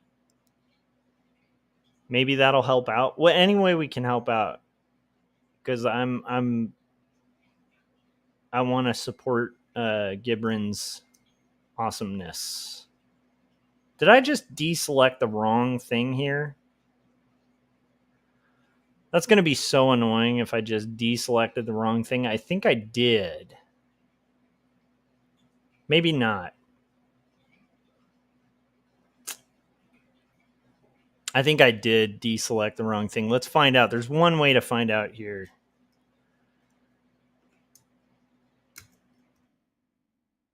Let's see if our selection was on point or not. Okay. It's not all for nothing. I didn't deselect it all that bad. It's just I started losing track of my selection toward the bottom here. So now if I do this, it should work on everything except the bottom spokes. So we just have to redo that. Okay, cool. That's doable.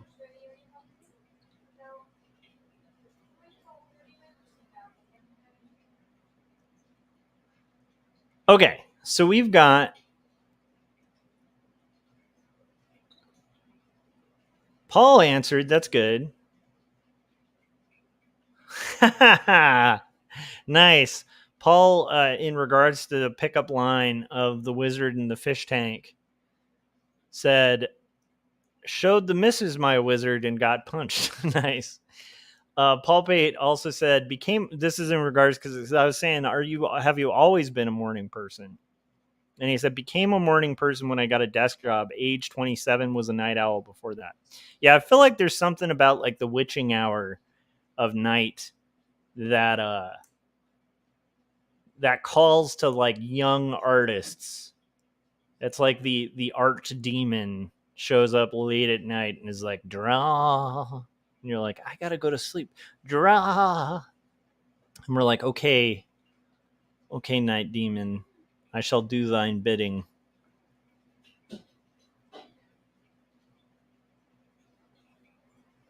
Let's see here. So we have our wheel done there. So what I'm going to do now is the street, which will be kind of paved stones. And then I want to get to more of the chat because it sounds like there were some other answers. And these are really fun. I feel like these questions are really pretty fun to hear where people stand. I have a good 2 hours before we're crossing streams with the Luhan. And we shall not do that. So I will tell you guys, we're going till about, I'd say about 6:45 at the absolute latest. And then I shall send everybody to Jim Luhan's channel at 7 Pacific to check out Hey Man, How's Your Movie Going? With special guest Gary Hodges. That is where I will be at 7, and that's where you all should be as well. But we're going to go till about 6:45, unless we can manage to flat this before that. So, we have flatted the carriage. I'm going to go ahead and fill the areas we haven't flatted yet with magenta. We're getting closer to the 2-hour mark on the stream, which means it's time, in honor of Jim Luhan. Oh, later, Gibran, he's heading to dinner. Have a good one. Yeah, Chris was saying, do a Luhan raid. I don't know if you can do raids on YouTube, but we can do a fake raid. Like, I will just say, let's all raid Luhan.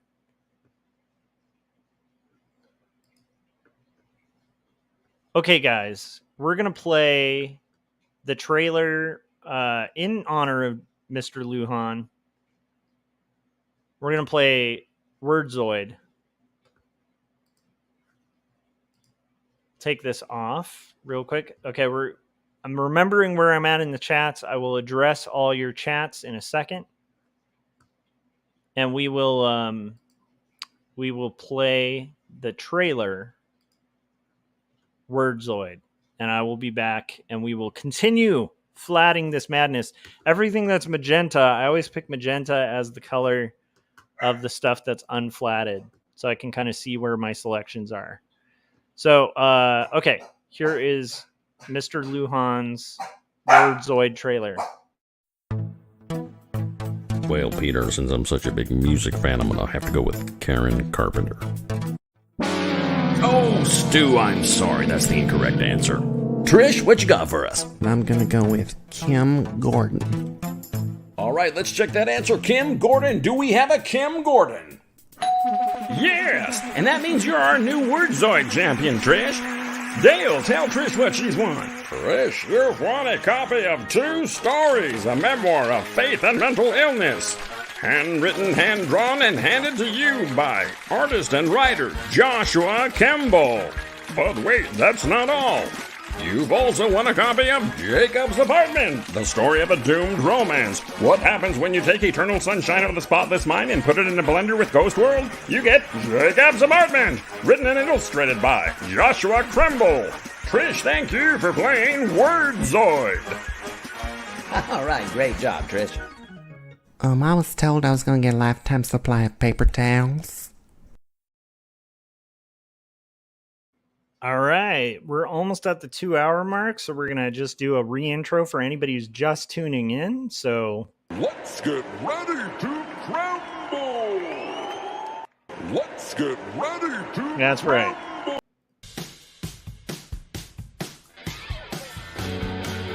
Ladies and gentlemen, welcome back to Joshua Kemble's live stream, episode 297. This is not going to be a spicy stream today. We're doing a strictly no spice diet. We're just working on comics and hanging out and doing art. We're answering some creative questions that I've been listening in the comments section. If you're a creative, I'd love to hear your answers to them. I think we're on question number 5. I'm working my way through the comments while we flat color page 78 of Not Dead But Love, the strange supernatural story of Elizabeth Barrett Browning, which is a Victorian historical fiction story about the famous poet Elizabeth Barrett Browning and her fascination with seances and trying to communicate with the dead. And we're working on flat colors for page 78. And just kind of fielding these questions, hanging out and doing art. If you have a specific comment that you want attention to, just go ahead and super chat. I do take super chats. That's a good way to support the stream. I play trailers throughout this. If you haven't picked up Jacob's Apartment or 2 Stories, my 2 graphic novels, please consider it. And now we're going to get back to the stream. Woohoo! I have to re-look up those questions. I had them on a page and I accidentally closed it.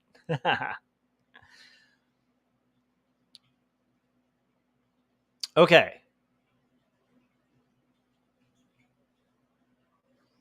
Nice. Paul was talking about the wizard. He said, suckerfish sitting on your wizard. Spicy. No spice, Paul. No spice. This is a low spice stream. That's some of that old spice. You know what I'm saying? Anyhow, Paul said, okay, we already addressed that. Okay, cool. You already talked about showing your wizard. We came up with a great pickup line, you guys, today. Chris said, if I'm up really early, it's just because it's an extension of my night. Yeah, that's something I'm not necessarily going to be prepared for this time.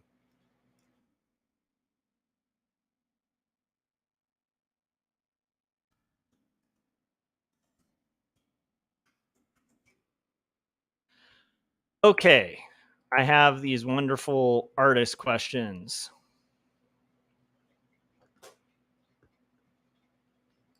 We just went through the favorite time of day to create. Yeah, that's something I'm not looking forward to, Chris, about freelance. Although, honestly, it's something I'm ready for, is occasionally when you're rolling the freelance life. And by the way, I need to find I have a reference for the Teatro Niccolini. There it is. And this is going to give me the colors, but I think there's another reference. Yeah. So that shows the entryway. So that's more accurate to the color. Oh. So I'm going to go ahead and pull this over here. I think that I want to have this over here so I can, when I'm flatting, be a little more accurate. It's almost white. It's a little off white. So that's what I need to kind of keep in mind as I'm coloring this. We're going to save. Yeah, I'm not looking forward to those late nights, but when you're freelance, to hit it, you know. Paul said, we are Kremlin now. That's right. If you guys are watching right now, you are members of the Kremlin. Not the Kremlin, the Kremlin. Followers of Kremble. Behold! Behold the Kremble! Okay, Jim said, I'm only here for the foul language. I just saw that you're live, Josh. Happy Wednesday to you, buddy. Happy Wednesday to you, good sir. Jay Boys. Adam said, hey, Josh, is Vic welcome in the chat? Yes, Vic can come in the chat. Paul said, you can't handle these s'mores. They're outrageous. It's like the kind of s'more that you're going to be like, oh, man, I can't. I don't see why Vic wouldn't be welcome in the chat. He hangs out in the chat every once in a while.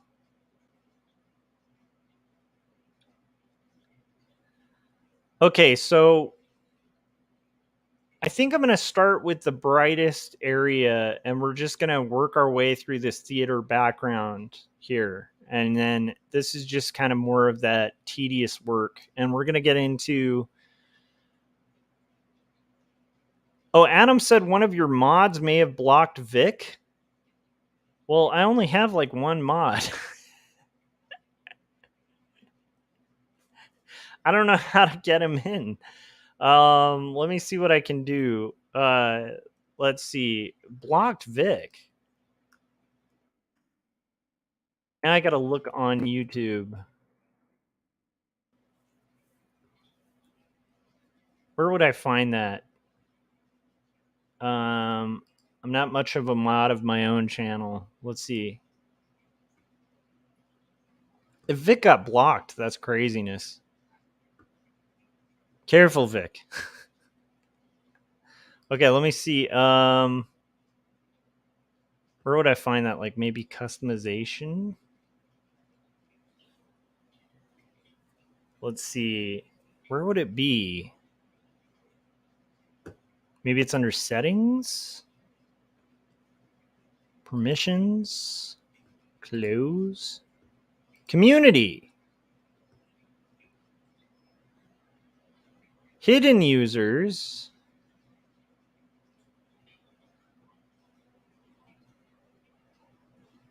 Well, interesting. It looks like a few people were blocked. Vic, you're good.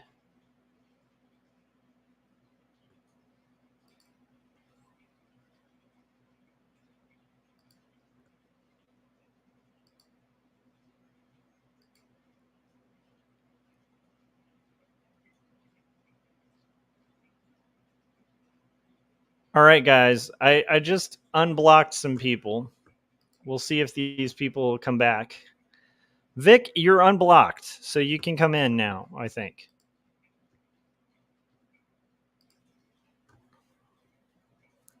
Wow.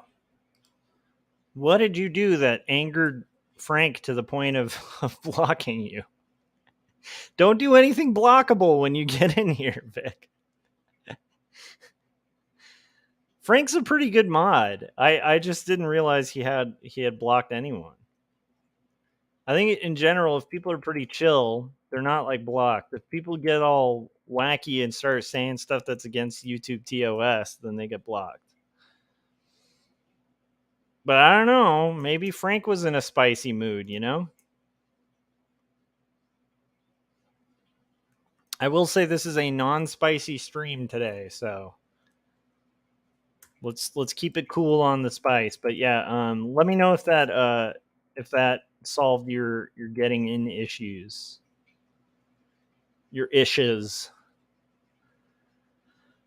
Okay, so it seems like this is mostly like a bunch of cool grays. So we're going to kind of pick some cool gray tones. I like to kind of... I want to see what the patio color is. Okay. So we're going to kind of hit a color... Start with a color here and kind of see where we can go.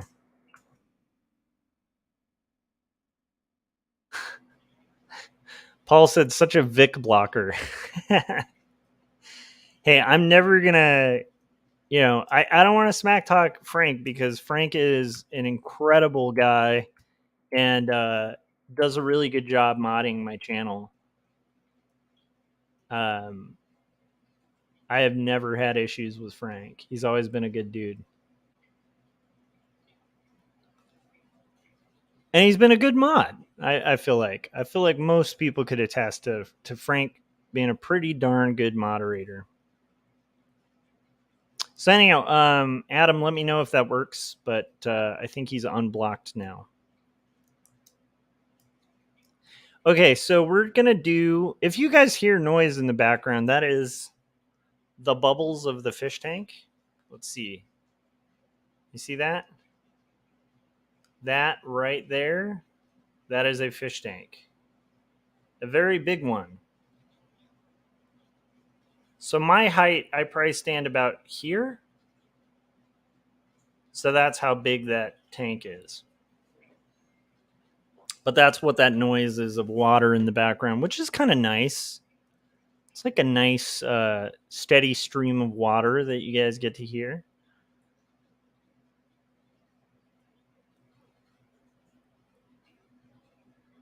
Okay, so right now I'm basically doing the sidewalk here. And once I have the sidewalk kind of worked out, I'll probably darken the part of the sidewalk that's like the lip of it.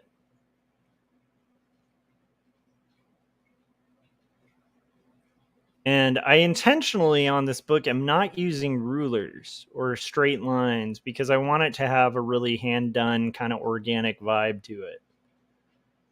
I just think that adds to like the kind of old-timey nature of it. So we're going to do that to kind of darken the part of the gray that kind of meets the sidewalk. And then we'll check out, what does that look like with the rendering over it? Hey, that looks pretty good.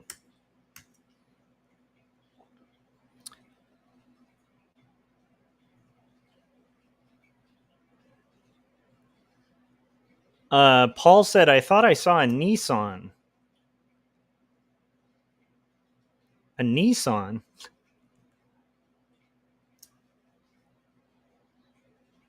Okay, so I want this to have...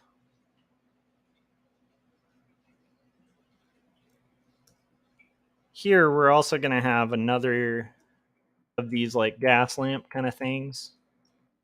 That'll be the lightest tone. And then we'll kind of get into shading this building, which is actually should be fairly simple. I think what I'll do is I want this to be a nice kind of brighter, cool gray. And I want to ask the next question for you guys because we have questions that I really think are fun to answer.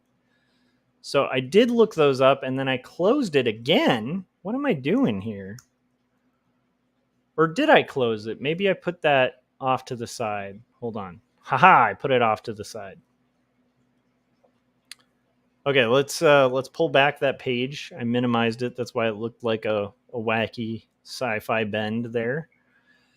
And we're gonna get to. We asked what favorite time, not dime.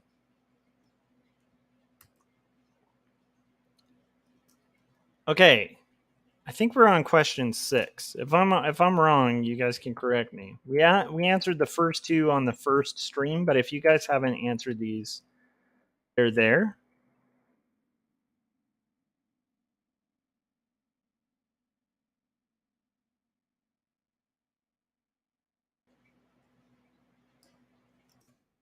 This is a really good question too. I think you guys will get a kick out of this. Is art important to society?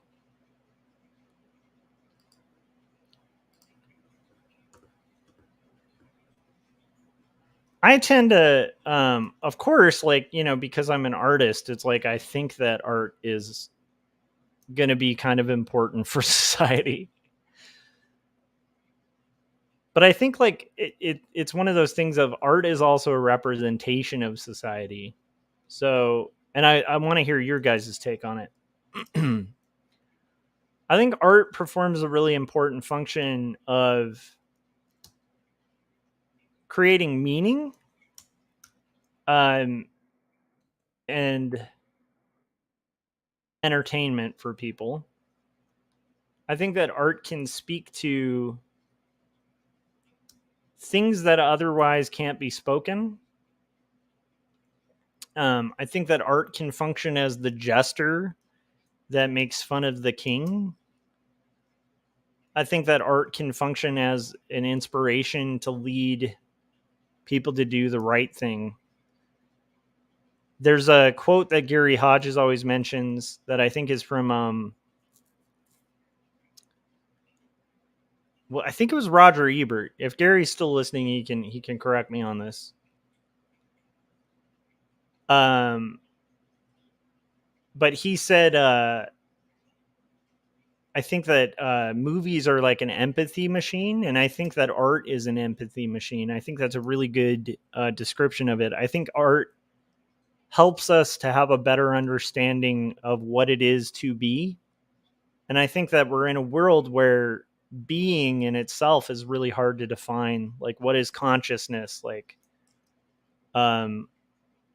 what is purpose? What is moral? What is it like to be another human being? What is it like to be a character? What is it like to struggle? What is it like to, experience beauty? All of these really important philosophical questions, I think, are best handled through art. Art can kind of do things that are impossible to verbally explain. And so I think art is very important. I also think art tends to support revolutions. I'm not saying it creates revolutions, but man, if you look at revolutions throughout society, throughout history, um, even functioning in propaganda, like art can do that better than I think a lot of other things. Not that it always leads to good things.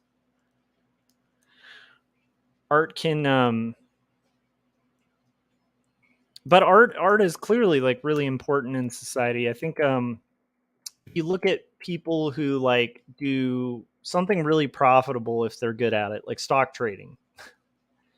What are they talking about on the trading floor? They're not talking often about like stocks. Like they're talking about like, hey, did you go see this movie the other day? Or I read this really cool book, or you know what I mean? Like I played this great video game. Like I think that our whole society is kind of built around art and story.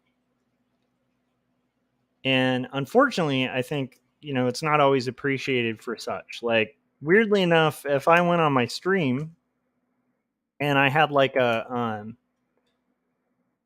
really not so deep, but like funny thing to sell, I think it would sell quicker than like a story that I, like poured my heart into and spent like 5 years on. I think that's just the way we're built, where it's like, hey, if it makes you chuckle, you're going to spend more money on it.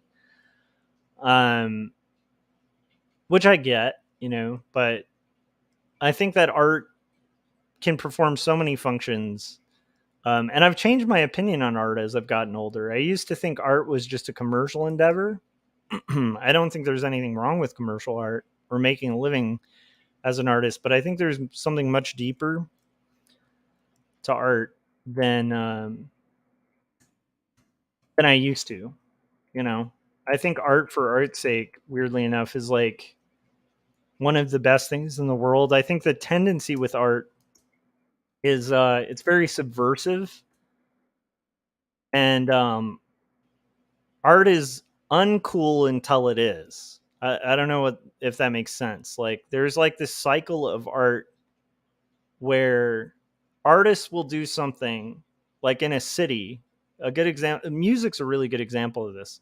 Like there will be a music movement in a city that no one cares about, and then it'll like grow a following, and then the next thing you know, it becomes like the hip place to be, and all the yuppies move in.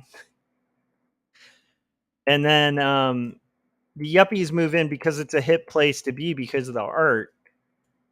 But then like it starts pricing out the artists, and then like another movement springs up somewhere else, and the cycle continues. But like once the yuppies move in and commercialize it, it like almost ruins it, and then you have to kind of look elsewhere for like the fresh, new thing that's going to be like the most entertaining thing, the reason people want to live somewhere. I think that's the cycle of art.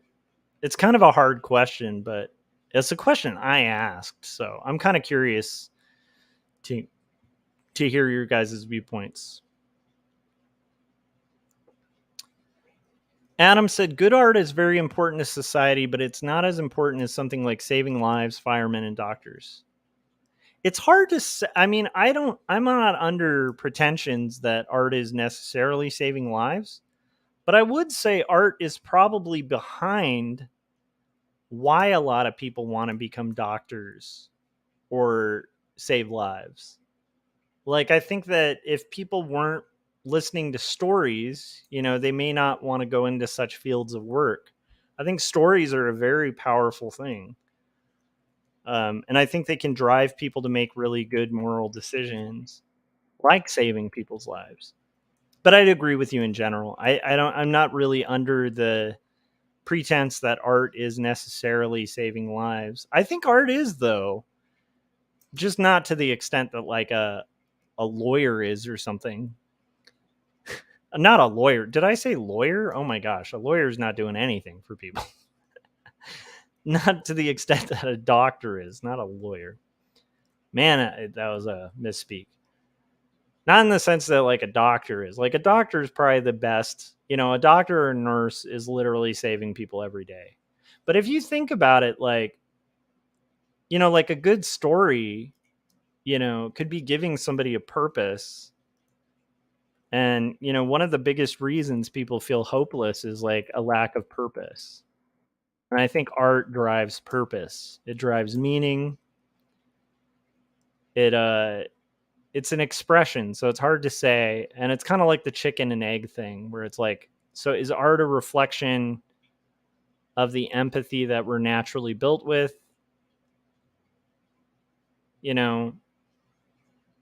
Or does art in practice build empathy? It's a weird, interesting kind of conversation.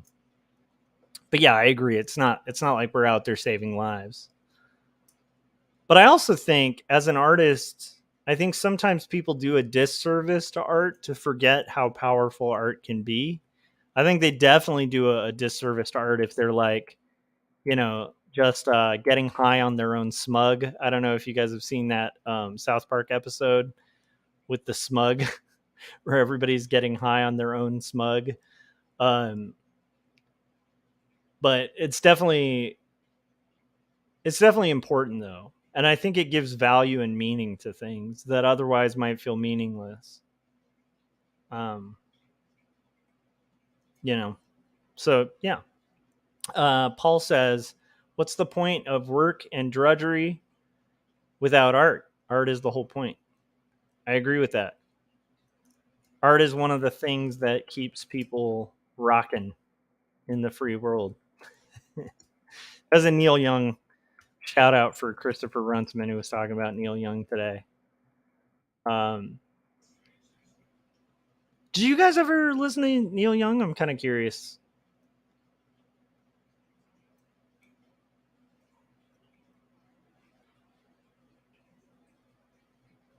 It's funny, a lot of people like tease Neil Young's voice, but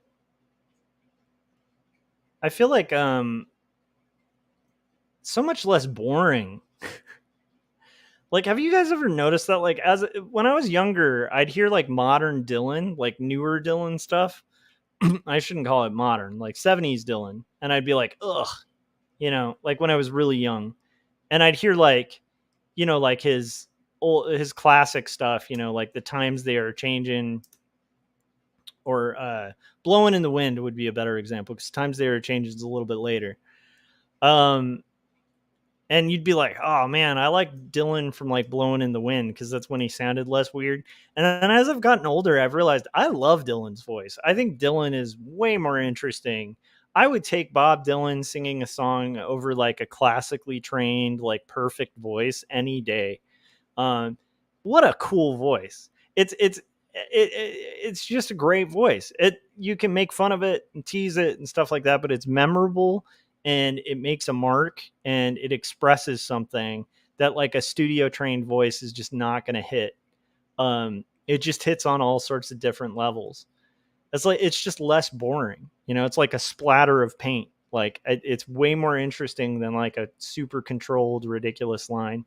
So we're getting through this theater. I think we're due for a trailer in a second. I'm going to put the magenta up again. And I'm just going to do most of this shading in most of this is just going to be like cool grays with maybe a little bit of warmth in the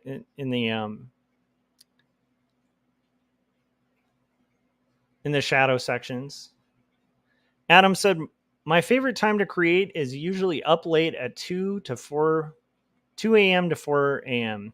Yep, I love those hours. My wife does not love me loving those hours. Paul and I had a good discussion on that topic. Was it oh man, I'm not sure which topic we're talking about. Maybe it's whether art is important. Paul says, anybody going to dare disagree with that one? And then Adam said, we provide relief. We can put the human condition into perspective. We can inspire people to change their beliefs in a positive way, shine light on beauty. Yes, and we can do a lot of negative too. If you look at like all dictatorships, one thing you'll notice that they very quickly get a hold of is the art. They start like rigidly controlling the kind of art that's going out there, and art can be a really powerful propaganda tool for evil too. It doesn't always function in good. Art is powerful, but that power, like all great power, can be used for good or bad things. Paul said that was a good talk.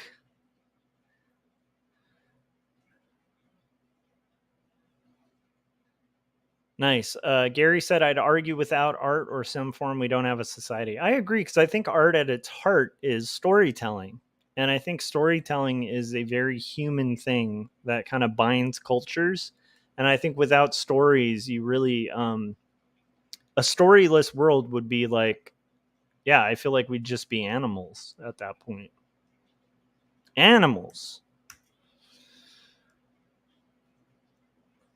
Good art can also last longer than just the lifetime of the artist, so it can continue to have a positive influence. I agree. Paul said, imagine how terrible life would be if Neil Diamond never wrote all his songs. I don't want to. I love Neil Diamond. I know there's some people I know who would be like, oh my gosh, our society would be so much better. Because I feel like Neil Diamond's that type of character where you're either going to hate him or you're going to love him. Chris K said, art might not actively be saving lives, but it enriches them and makes it more worthwhile once we've gotten past survival. I agree. And I think it is a lot to do with survival too, because like I said, even looking at like the cave paintings, they used art to kind of teach people how to hunt. So even art was utilized for survival. Adam said, I'm a big fan of Neil Young. He has influenced some of my music. Nice. Paul said, Neil Young, never heard of him. Heart of Gold, Needle and the Damage Done, After the Gold Rush. And Adam said, good point, Chris, enrichment. Yeah. But it is hard to kind of define like how important it is for society, because art in general is just really hard to define. It's for me, art is almost like storytelling. But I know I can think of, there's probably a lot of examples of art that's not telling a story at all.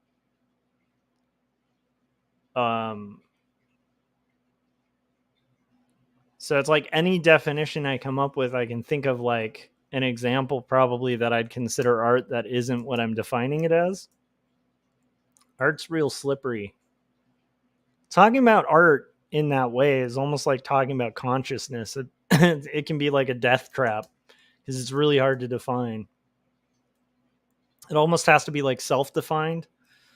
And yeah, if you guys have like a perfect definition of art, type it in chat and give me the rights to your definition so I can become really rich, because you've outdone almost every person in history. Gary said a community, large or small, has a shared story or shared cultural context or shared mythology. All of those to me are art forms. Me too. That's kind of what I define it as, but I'm sure there's art that doesn't tell stories. Like, even if it's shared, it's like, does it have to be shared? Because there's stuff I would consider art that wasn't popular in its time. John Coyote, how's it going? John said, hello, dear friends. I hope all is well. I hope all is well with you. And you are just in time. By the way, John, we're answering questions. I have like a list of like 6. So feel free to answer these questions yourself. If you scroll up, I started, I think, by listing 1 and 2, and we're up to like question 6. But John, I'd love to hear your answers to those as well. We're going to play a trailer. And then now that I think about it, we're probably going to go, I think at most we might be able to finish flatting this first panel before I might have to head out for dinner, because I almost forgot about dinner, and I don't want to forget dinner. So we're probably going to go for another maybe hour, and then we'll watch Jim Lujan's stream after that with special guest Gary Hodges. But it's a good time to play a trailer. So here is the trailer for this is Philip Chandler's trailer. So here it is. Hi, my name is Phil Chandler. I'm a freelance artist, illustrator, and cartoonist. Today, though, however, I want to tell you about a graphic novel I picked up recently called Jacob's Apartment. This book was both written and beautifully illustrated by Joshua Kemble. It is the story of a doomed romance that causes the main character to question his beliefs and his faith, while he's also going through other tragedies in his life. Every page has been illustrated by hand and digitally colored with painstaking detail. It is an emotional story that causes you to think and even question things in your own life. And while the story is a tragedy, it is one that I was completely entertained by and I highly recommend. You can currently find this on Amazon, or even check in with your local bookstore and see if you can order it. And while you're at it, you can also check out my Instagram at Phil Chandler Arts, and also my YouTube channel by the same name, Phil Chandler Arts. And go buy Jacob's Apartment.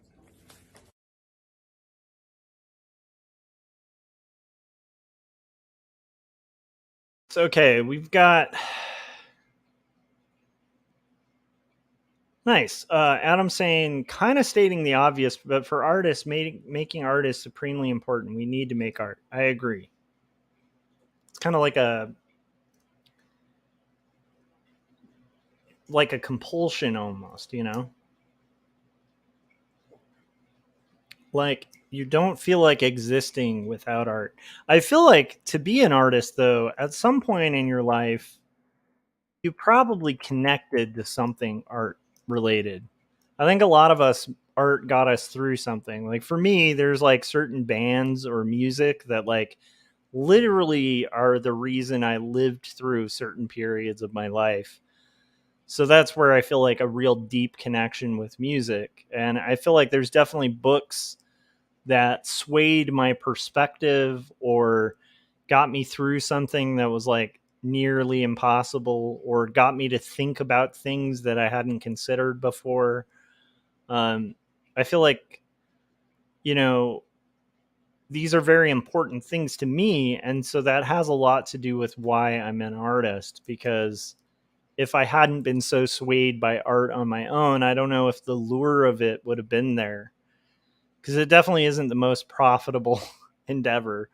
And so, if I was like picking a career for money, I would not be picking art.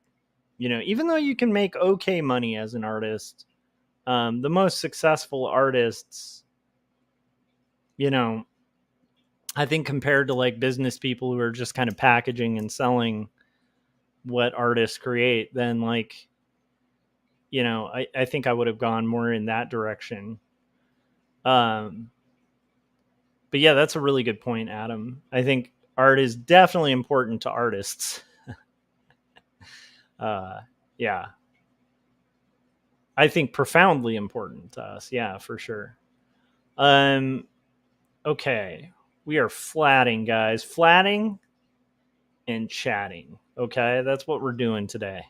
Non-spicy stream. All right, we got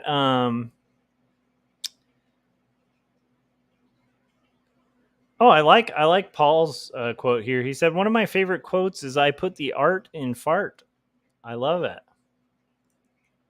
I wonder who that's quoting because they must have been real good at farting. Okay. Let's see here.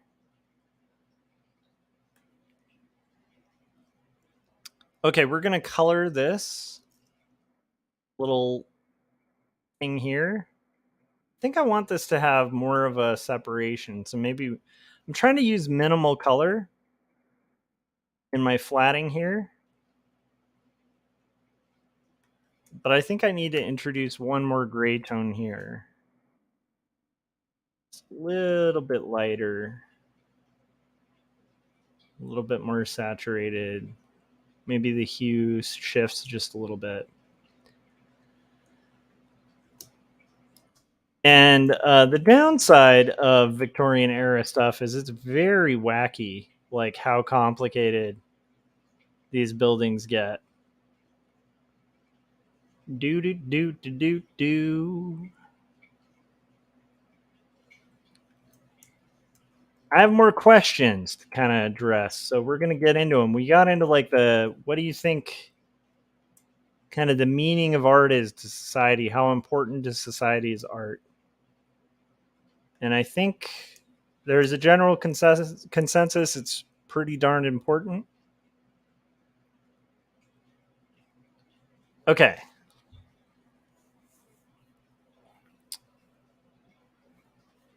John said, I have some foster kittens I've been caring for. They're so tiny. Nice. I think caring for foster kittens is a good idea. If I could, I would, but that would be the death of me. I am deathly allergic to cats. Like real bad allergies to cats. Like I'd go over to a friend's house who had cats, and then it would take me like 5 weeks to recover. There were a couple times where I spent the night at a friend's house with cats, and I ended up in the ER afterwards. So cats are really cute, but I can't do cats. Let's see here. This is why I am a dog person.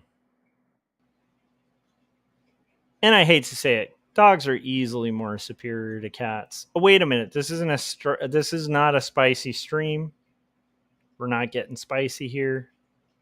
Dogs and cats are equally good. Okay. They each have their thing. I just happen to think that dogs are way better. I'm less suspicious of dogs. It might have to do with the fact that I am deathly allergic to cats. Dogs are easier to figure out. The part of me that's kind of aspy a little bit likes dogs more because they're easier to figure out. They're less subtle. They're more on the nose about things. On the nose. Hopefully you guys like that. There's a bit of a pun there.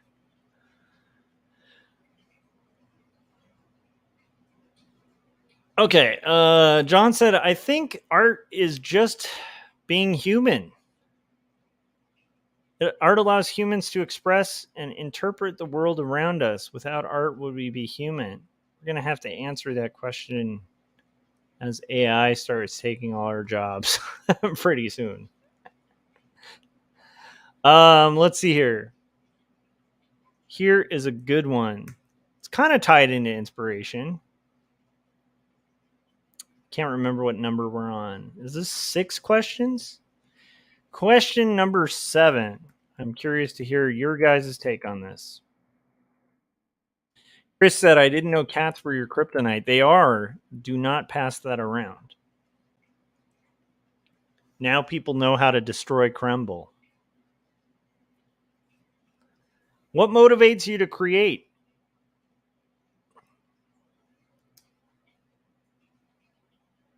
What motivates you to create? That's a great question. In the meantime, we have to kind of consider, what are we doing here with this poster? Okay. I need to kind of pre-think this. I have some Bosco posters that have kind of color schemes that I like. I like this like orange, this really large orange field. I think I'm going to actually even eyedrop this orange because I kind of want the posters to have that orange vibe.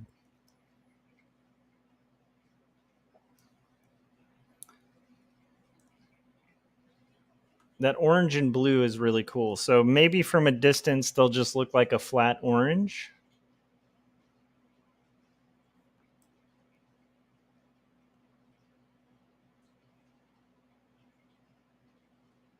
This is just pre-thinking what I'm going to color those posters.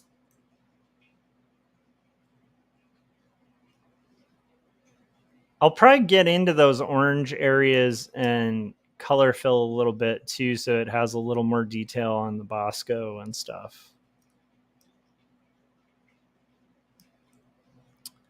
But for now, I want to have these be orange. And then I think the kind of middle poster here is going to be kind of like a gold that maybe matches the gold trim of the theater.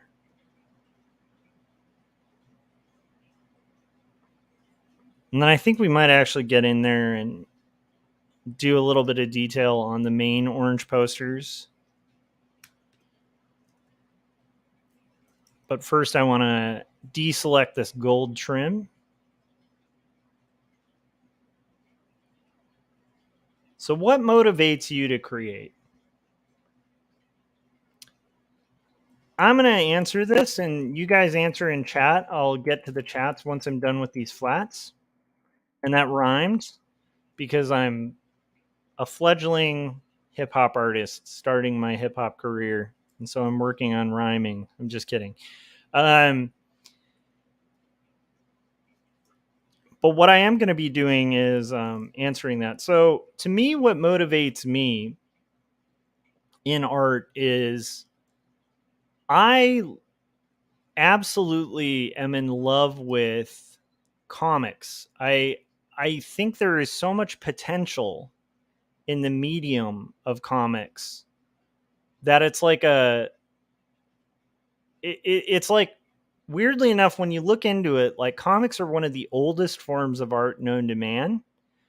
Art Spiegelman makes a really good case for this. He wrote like an essay a long time ago. I think it was for the Comics Journal or something, where he talks about the history of the word story in general. I guess originated from like the reason they call like the stories of a building stories is they used to be decorated with sequential imagery to indicate the different levels of the building. So they would sequentially have like a narrative, like a comic book, indicating the different stories of the building.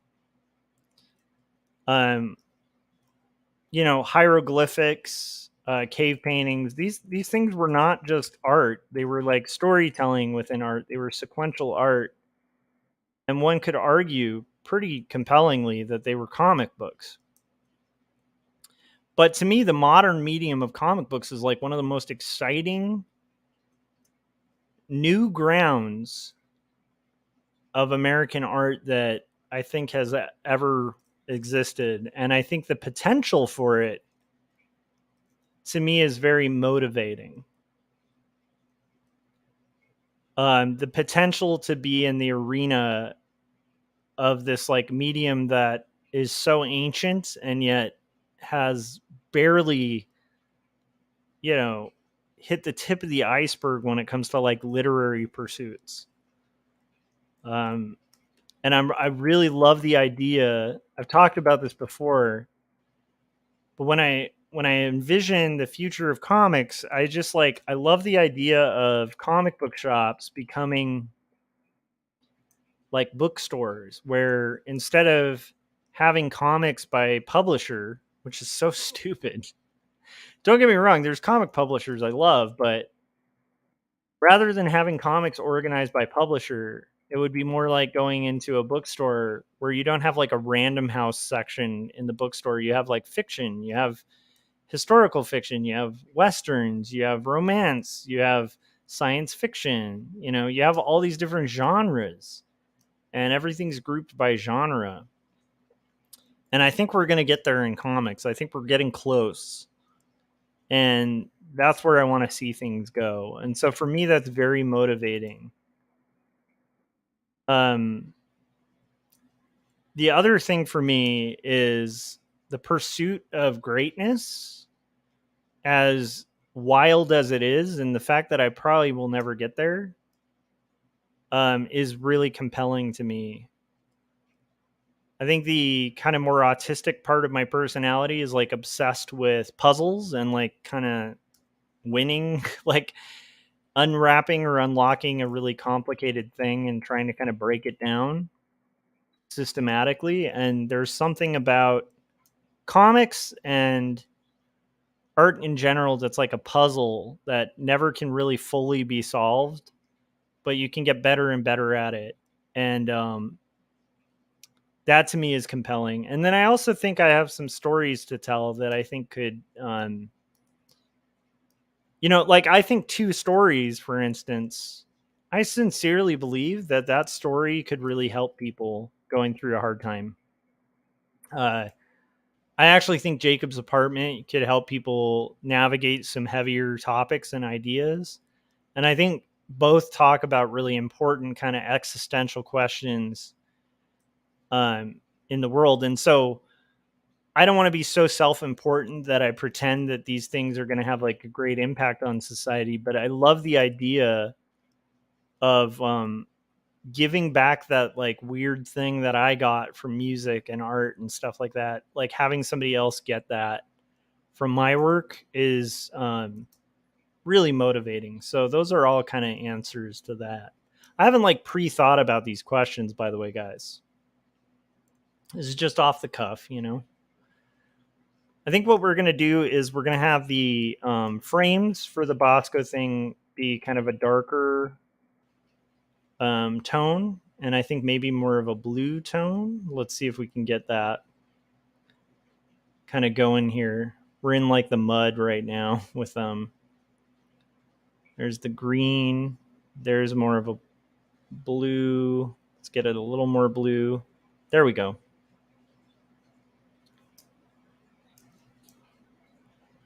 And we're just getting through here. And I think I want to get in the specifics of the Bosco thing once I have the entryway here flatted out. We're getting closer to done, guys, with this one panel. So what I'm going to do is I'm going to pick the magenta color, and then I want to hear what you guys have to say about what motivates you to do art. Like a Hollywood actress, I want to know, what's your motivation? What's my motivation? I want to hear. I want to hear what your motivation is. Okay, we'll just fill this temporarily magenta because I think those will be red. But I want to hit these Bosco posters now. Get a little more flat color in there for the details.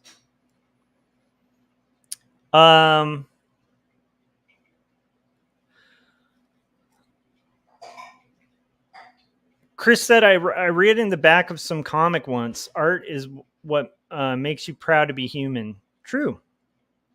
Paul said, coming in this chat to say art is unimportant would be tantamount to extolling the virtues of Tim Pool. John said, it depends. I'm either sharing stories with my art or I'm giving new life to something. Stories motivate me. This is Paul.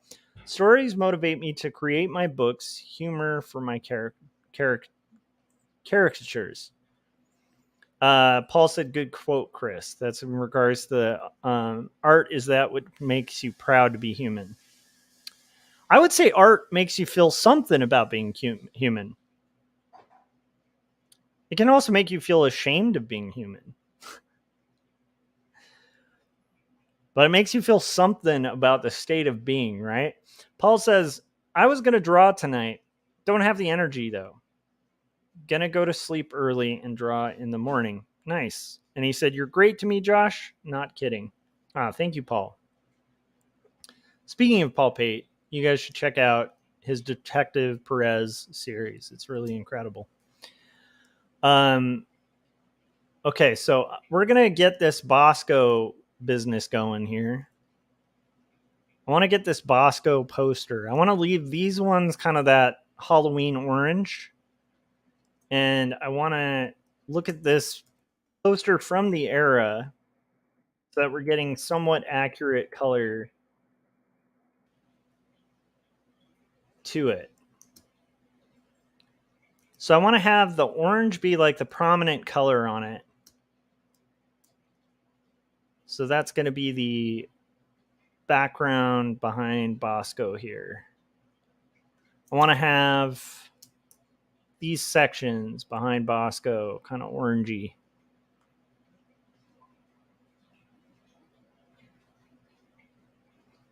I want to have his eyes kind of white.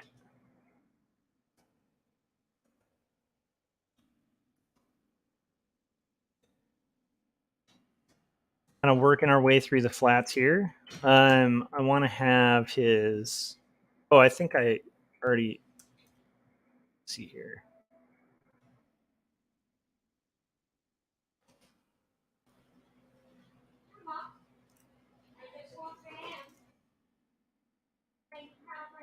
So I want Bosco to have that kind of ridiculous tone to him that they used to have in these posters. Adam said there's something magical about comics. Nice. John said, I hope you get lots of sleep, Paul. Maybe it's just the way I make art, but I like using nature and recycling. I'm passionate about that sort of stuff. Yeah, there's definitely something to do with passion in art too, you know? Definitely something there. We're kind of color filling Bosco here.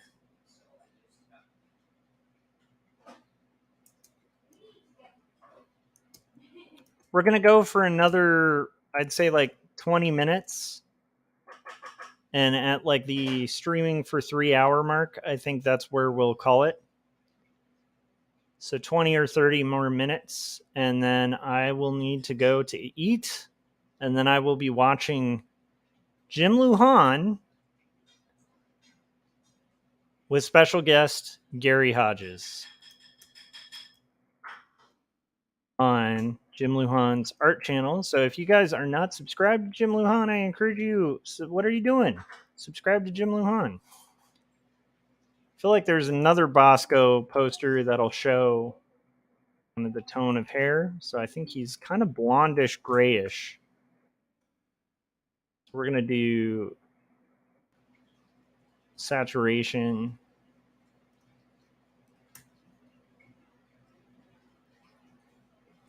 These are just the posters. We're just kind of indicating the poster here.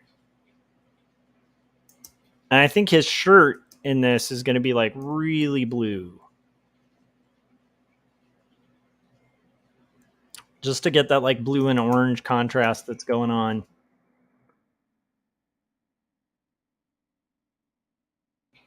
I like the idea of his hair kind of becoming the top of it. We're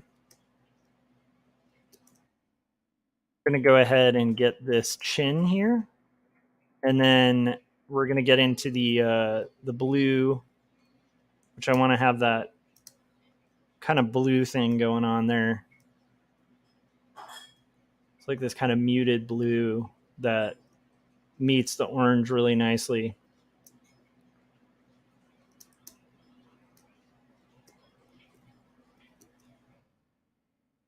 So that's going to be Bosco's outfit.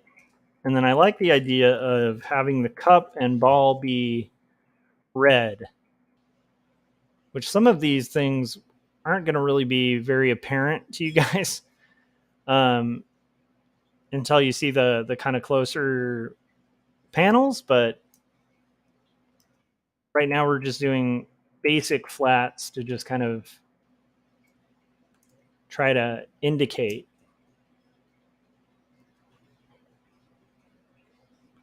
what will otherwise be really clear. So there we go. There's our Bosco. Now we can get back to our magenta stuff. I wanted this to be a little more red toned, but I want it to be in the same family as those grays. So we're going to just move it a little bit. If you guys are just joining us, this is a non-spicy stream. I tend to do some spicy streams and some non-spicy streams. This one's just an art hangout. We're all working on art. And I have some questions that I'm going through that are good questions to ask artists. And we're just kind of fielding those questions and seeing, I'm curious to kind of hear your guys' answers to them. And so I'm encouraging, audience participation here. We're just kind of going through some artist questions. Cool. We're getting closer to done with this panel, this beast of a panel.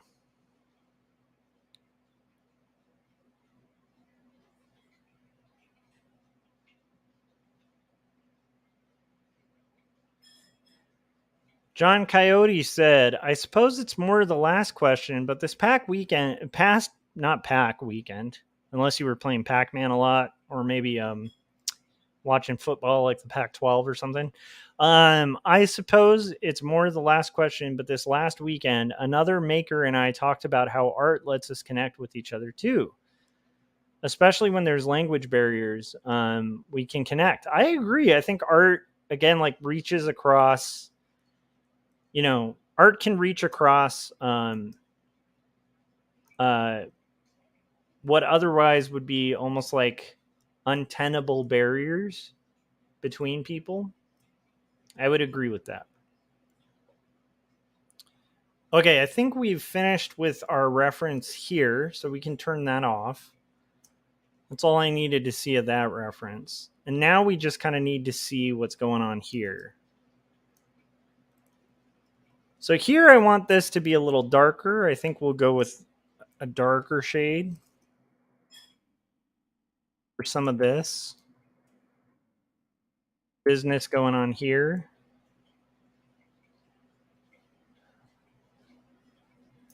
And these things I want to be a little bit lighter, so I think I'll go with the lightest shade for these guys.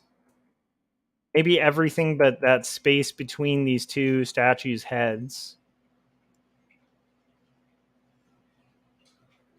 I'm really curious to kind of continue with the chats too, so I will try really hard to kind of get to those after I finish these sort of statue ladies. And I think we'll have this one corner of the statue have a little bit of shade to it. So I think that'll help it have kind of dimensionality, if that's even a word.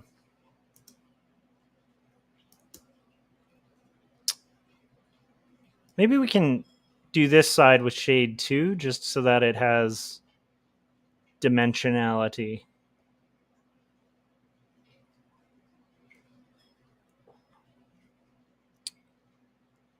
I like that though, especially when there's language barriers, etc. We can connect. Paul said, art connects people for sure. Here's one for you guys. Art gets in the way of my exercises and interferes with my health. Yeah. That's the thing. Art might be these positive things, right? Like it might speak to society and stuff like that, but art can also drive people nuts who create it. There's a long history of artists sacrificing health, well-being, all sorts of stuff for art. Art is a mistress that will cost you. I would agree with that too. There's nothing about art is not going to cost something.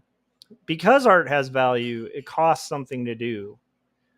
And because I think because it requires so much empathy to kind of create, it costs something personal every time you do art. And I think because there's risk to it, it's not quite as preset of a path as a lot of other things. And success isn't so easily measured with art. I think that inevitably, yes, there's a cost to art, and sometimes that's health. It shouldn't be, but I mean, yeah. Yeah, I wouldn't find that all that odd, Paul. That actually sounds pretty normal.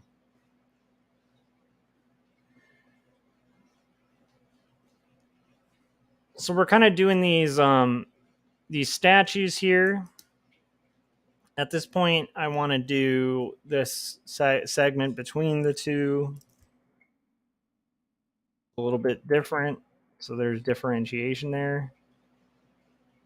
I want to save what I'm doing so I don't have to recreate the wheel here. Want to deselect this section because it's going to be in shadow. And then we're going to have these areas are going to be lighter again. And it's just about like alternating now between the light and the dark. I think good art costs something though.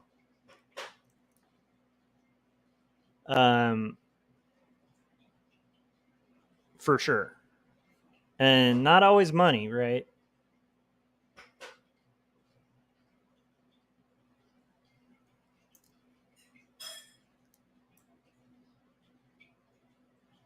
But I think it's worth it.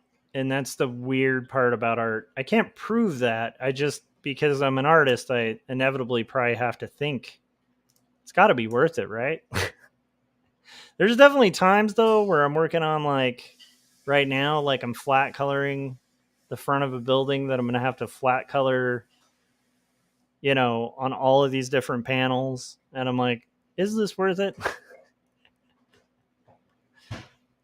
But I think when I finish this page, I'll be like, yeah, that was cool, and move on to the next page. Because I think art almost requires a bit of amnesia. You almost have to like forget how annoying it is to do. So you can kind of move and do the next thing. And you almost just like forget what a pain in the butt the last time you did it was. But kind of like the discussion about lives and stuff, I don't want to like over dramatize it because like a doctor, like that costs something, like I think that takes an emotional toll on people or it causes them to like disconnect, right? Because they're around death all the time. And so they have to like create like a distance between, what they're doing and, in their day to day and like other people and stuff like that. You have to like have this like healthy kind of approach to it. And how do you stay healthy being faced with, stuff other people in society do everything to avoid? So I think the cost of art hopefully isn't, that bad. Just to not like over glorify, like, oh, we're these horrible art, like we're in this horrible circumstance. But I do think the choice to do art is not easy. And I think it costs something,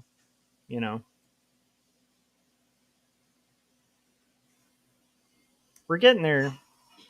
Getting there. This is coming together. It's taken a while, but we're getting there.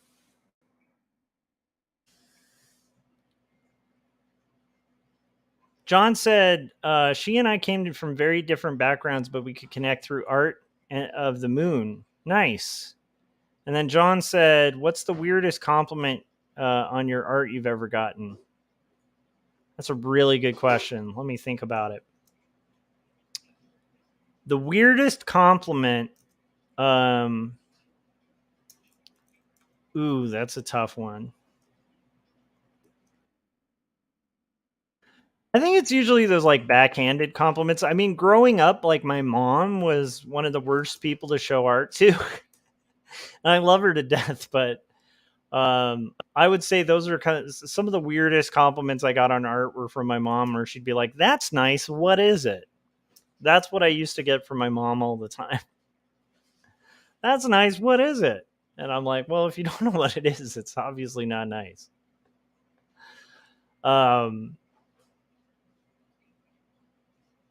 Yeah, I think that might be one of the weirdest ones. Weird in like a positive way was I've talked about this before because it was very meaningful to me. I literally had somebody email me who read 2 stories and it saved their life. They literally said that they were suicidal and they read the book and it made them not feel that way. And so they kind of decided to like keep trucking. And that was pretty cool. That was very meaningful. It was weird, but like not a bad weird. It was just like very profound, and I don't think I've ever had that before, and nor will I probably have that again, but that was really cool.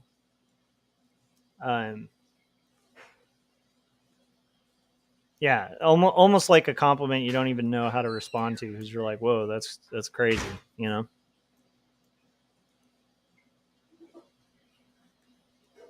not in a bad way. It was like the most flattering thing on earth. It's like, who wouldn't want that email? It's really cool. Let's see here. I want to hear your guys' weird compliments.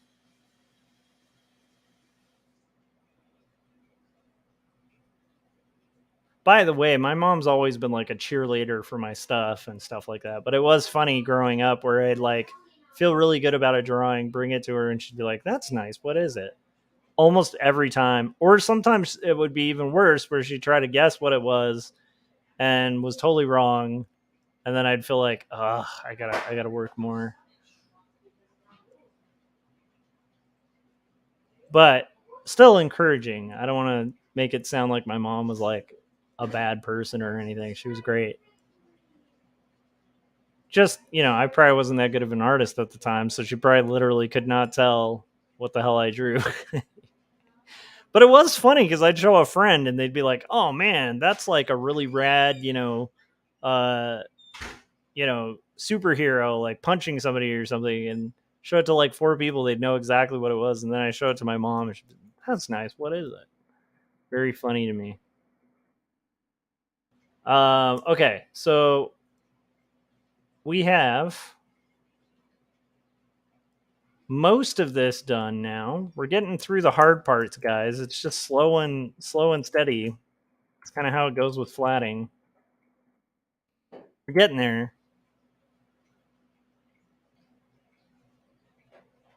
Adam said, great point about languages. I agree. It is kind of like a universal language.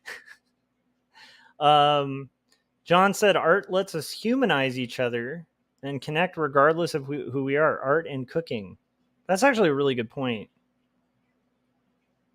I feel like art has done more to kind of unify people than a lot of things. It's also done a lot to divide people. Again, it can be good or evil,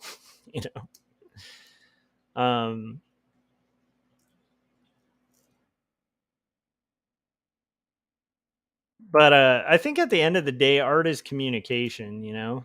There's something going on with art that can communicate on different levels.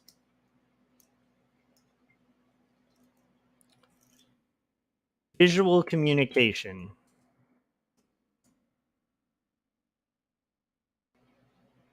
And you can communicate like some really complicated things that can unify. You can communicate things that divide. But in my opinion, like, this is the thing about art. I think great art communicates something. Like, you're saying something.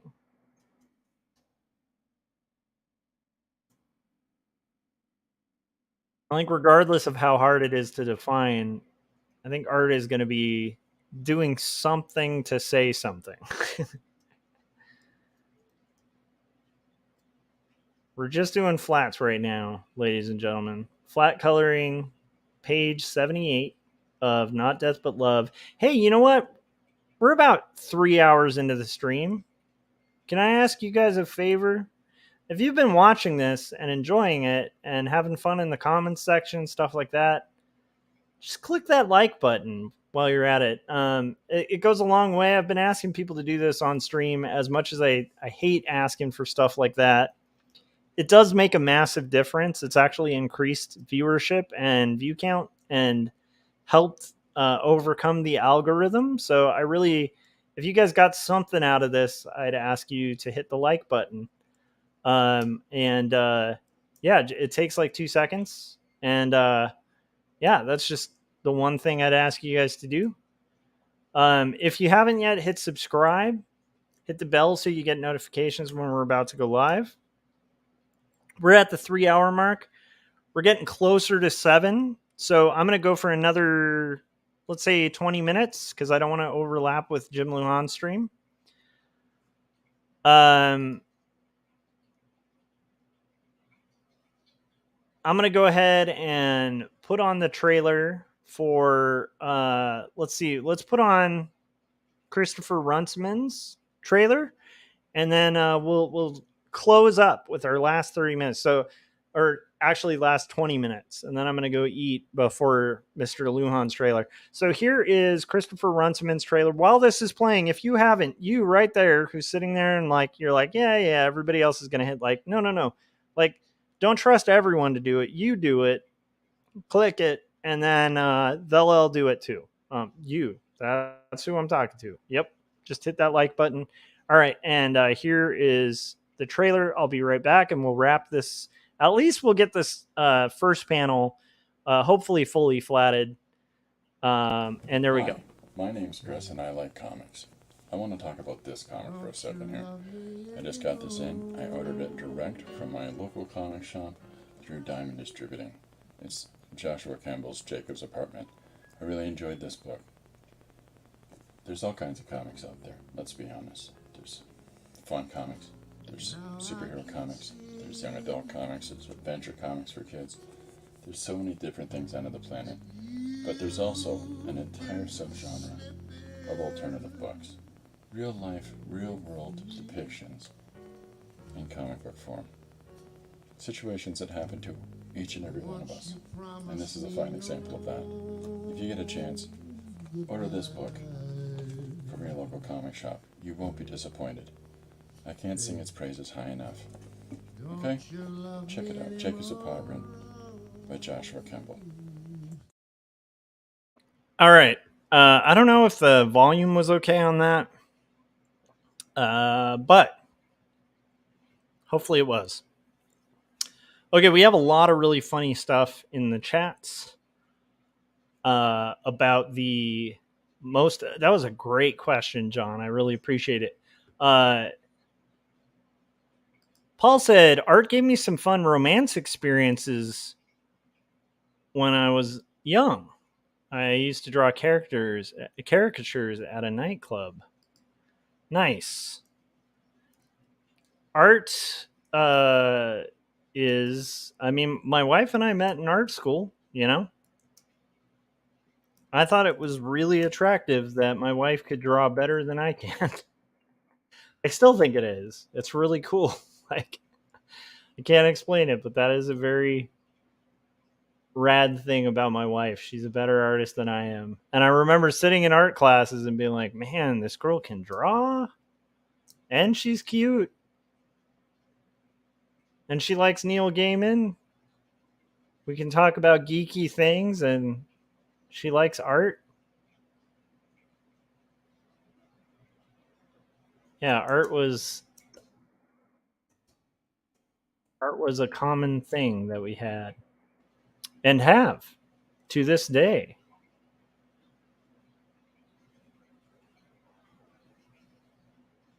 I can actually say to my wife, like, hey, I'm going to flat color, and she knows what I'm talking about. That's pretty awesome.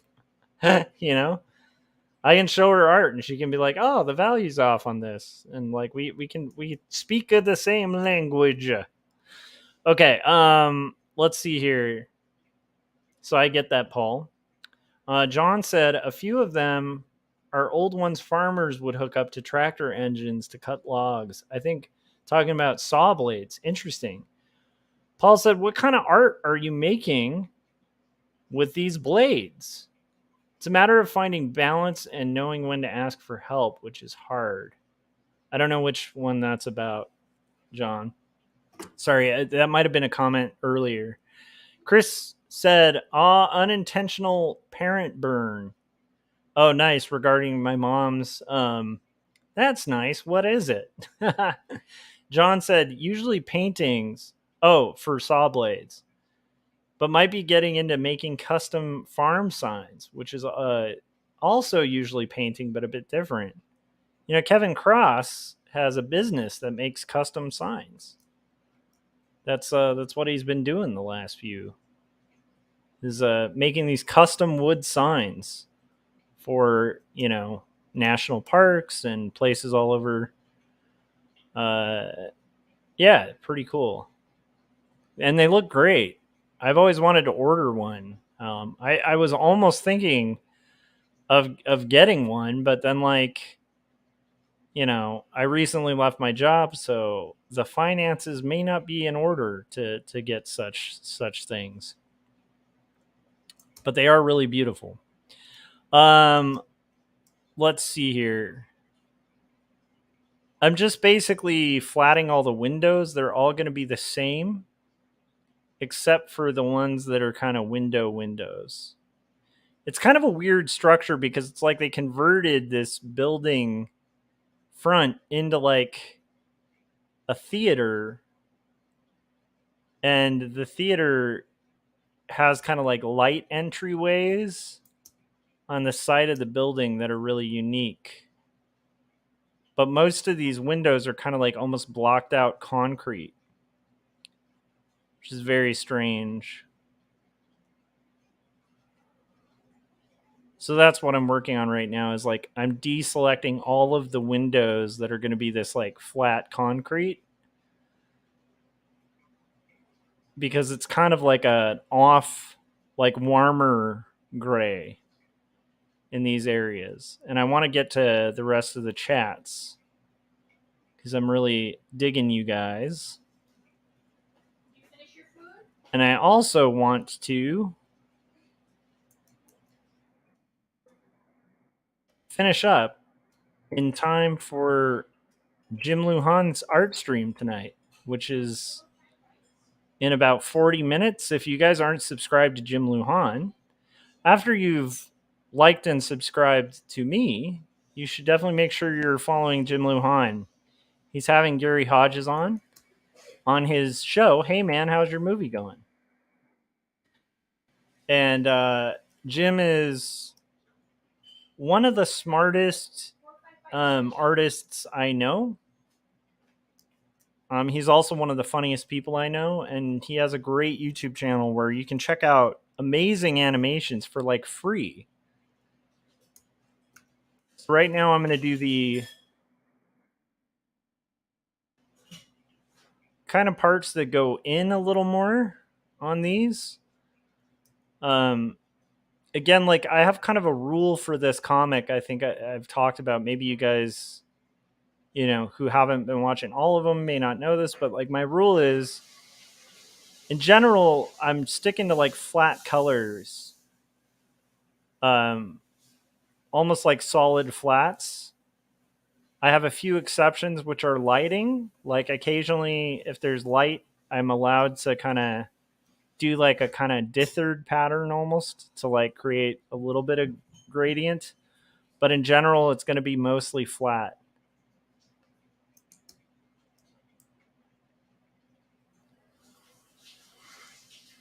So we're just kind of going through and like flatten all of these things.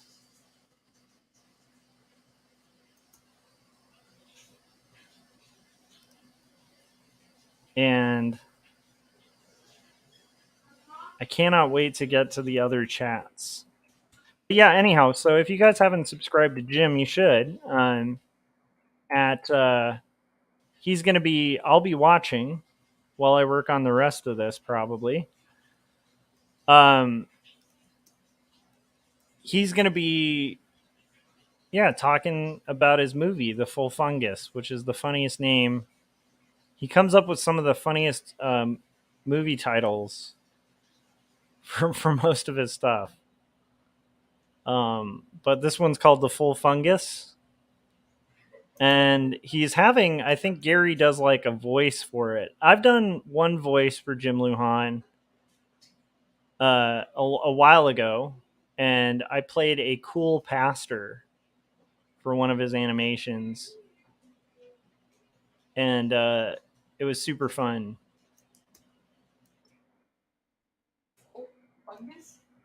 But yeah, Mai's heard this one before because he tested it, but yeah, she's still cracking up over the name because it's a funny name. Jim usually does a test. He'll test run the names to my wife because if my wife's chuckling, it's a classic Jim Lujan cartoon name. Okay, so we're almost there. I think what I want to do is have like kind of a window color. I think I'll go with the same color of the just to kind of keep it unified of the ticket booth window. I'm going to go ahead and get all the windows. And we have about 15 minutes left, so I'm just going to crank on this. And I think we're going to kind of see what we can do.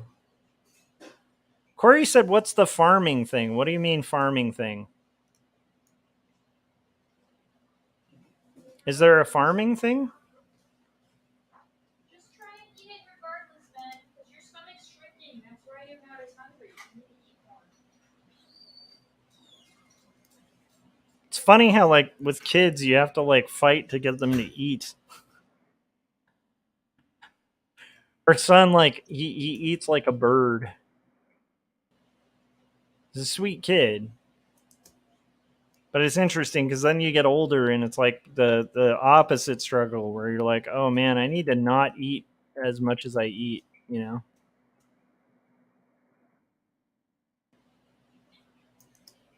Okay. We're getting there, guys. Let me get to chats.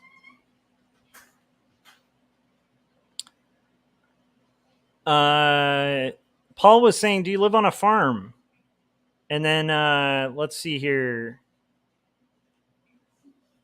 Oh, just in regards to like the saw blades and the art on saw blades. Currently, no, but I live in a farm community. Family is farmers. Nice, John.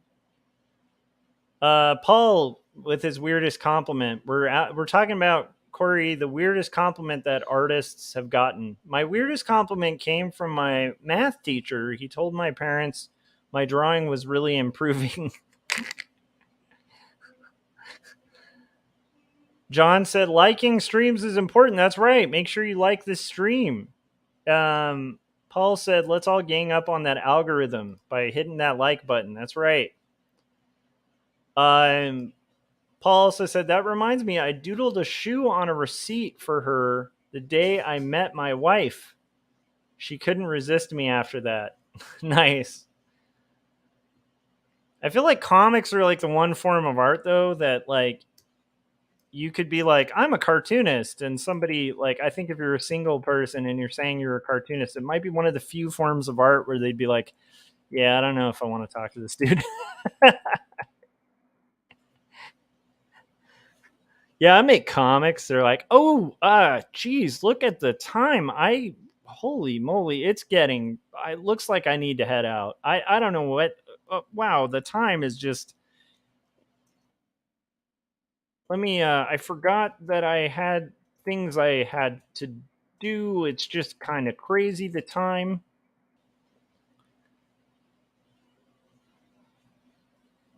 I feel like, if you're like in a rock band or you're in a band, like that can work. If you're like a painter, it's like, wow, this guy's really passionate, right? But if you're a comic book artist, I make graphic novels. Wow, look at the time.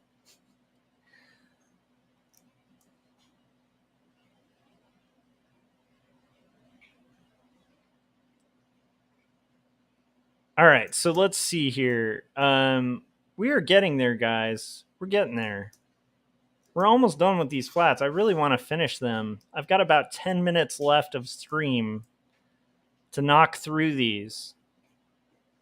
So at this point, I'm going to try to just kind of knock through these, and then I will read anything at this point that's a super chat. That's basically all I'll be able to read at this point. Because otherwise I'm just going to blast through flatting and talk whilst I work. Can I tell you a little trick? What's the little trick, Mai? Sometimes when I know that I only have like a tiny little bit left on something, I'll leave it so that the next day I finish it really quick, and then I feel like woohoo, and I like get Nice. the next picture really nicely. My wife said sometimes, this is actually kind of good advice. She said sometimes if I'm really close to finished on something, I'll leave it unfinished, and then the next day you get the boost of like, holy crap, I'm fast. Because you get, that little boost of being able to do the thing really quick. Like if you're like almost, it's like late and you're kind of pushing it already. Oh, yeah. Well, on this one, we've got about 10 minutes to go before I have to go off stream. And I'm pretty excited about this.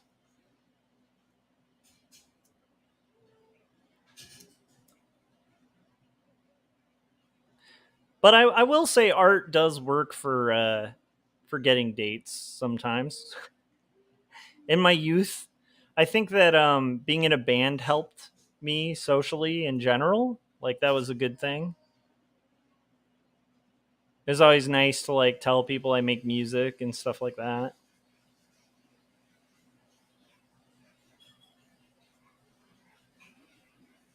And again, I did meet my wife in art school, so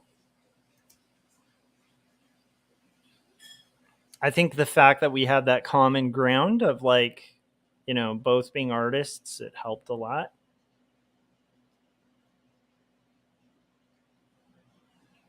Let's see here. I'd like to be able to at least finish this. I will tell you guys, at 6:40, that's when we're going to wrap. It's 6:30 right now. At 6:40, I'm going to eat and I'm going to watch Jim Luhan stream, and then I'm going to be flatting the rest of this page as much as I can. But I'll probably just be watching Jim's stream. So, and I might stream after they finish, depending. Because again, I'm trying to do more like a daytime work schedule rather than a psycho up late at night kind of work stage. But who knows? There might be a night gang stream tonight. And if there is, the one way you would know is by hitting that bell so you get notifications.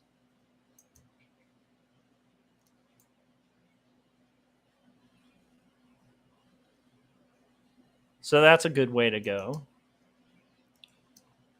And right now we're just kind of deselecting these frames.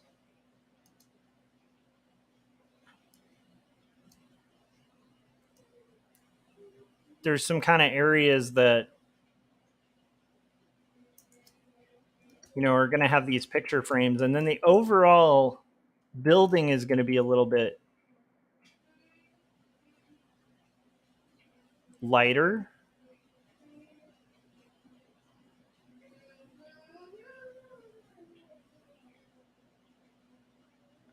think I'm going to have these pipes kind of match the... well, let's see here. What can we do here? Okay. I do want to have this too. This section.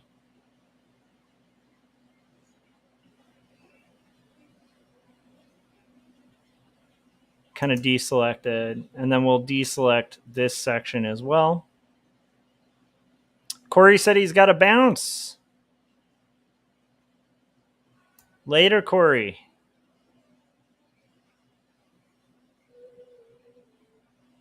Wouldn't it be funny if Corey wasn't talking about leaving? He's literally like texting on a pogo stick. He's like, dude, I had to bounce.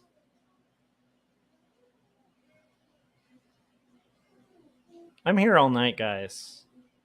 Well, actually, I'm here for about 7 more minutes. Okay, so what I want to do now is I want to get the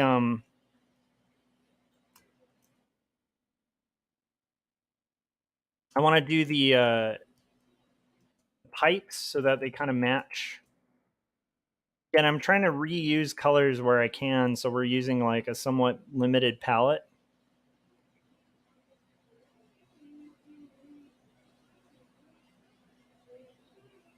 So we have our pipes here. And if this were, traditionally inked, it wouldn't be as long to kind of make these color selections. But because it's kind of going under pencil, the selections aren't going to come as easy. So now we're going to do the building. Nice. We missed one frame, so we can't do the building yet. I need to deselect this frame. We're very close, guys. Very, very close.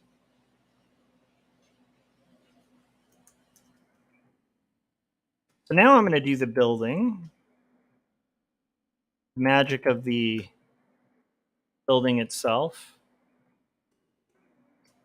And the broader area on it. I can kind of deselect the areas that I know are finished.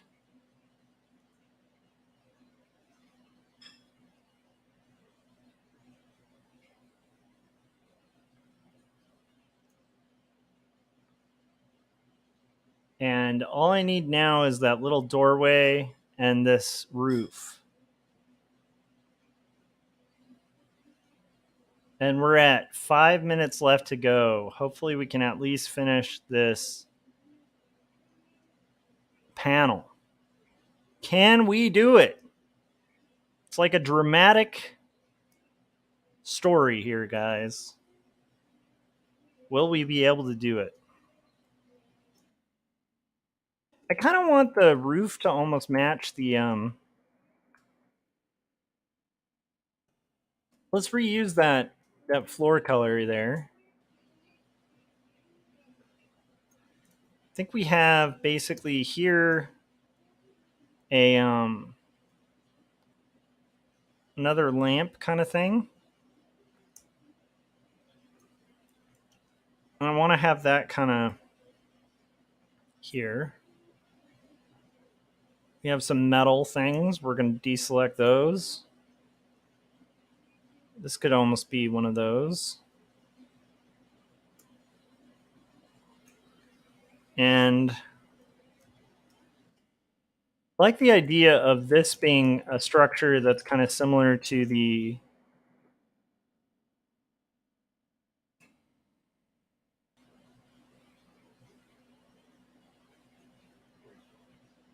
thing here.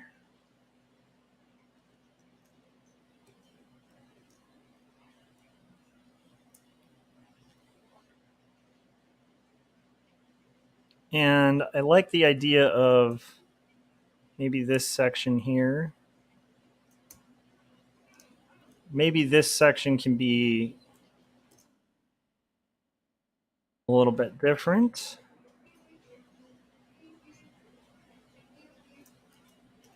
This section can match the shadow.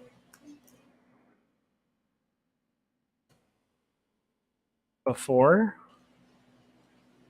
And I think this door is going to be like a wood door.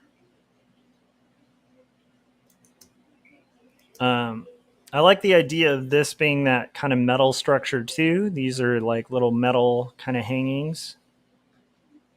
So we'll get those. And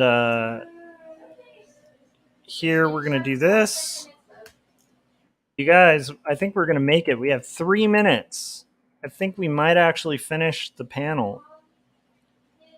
And we have pretty good progress on the rest of the page as well. And this was probably the most complicated of the flats that I need to get done. So I'm feeling pretty good about that. So let's make this kind of more of a wood door. Let's up the saturation, make it more of an orange, bring it down. Saturation up a little bit. Maybe we go a little more red.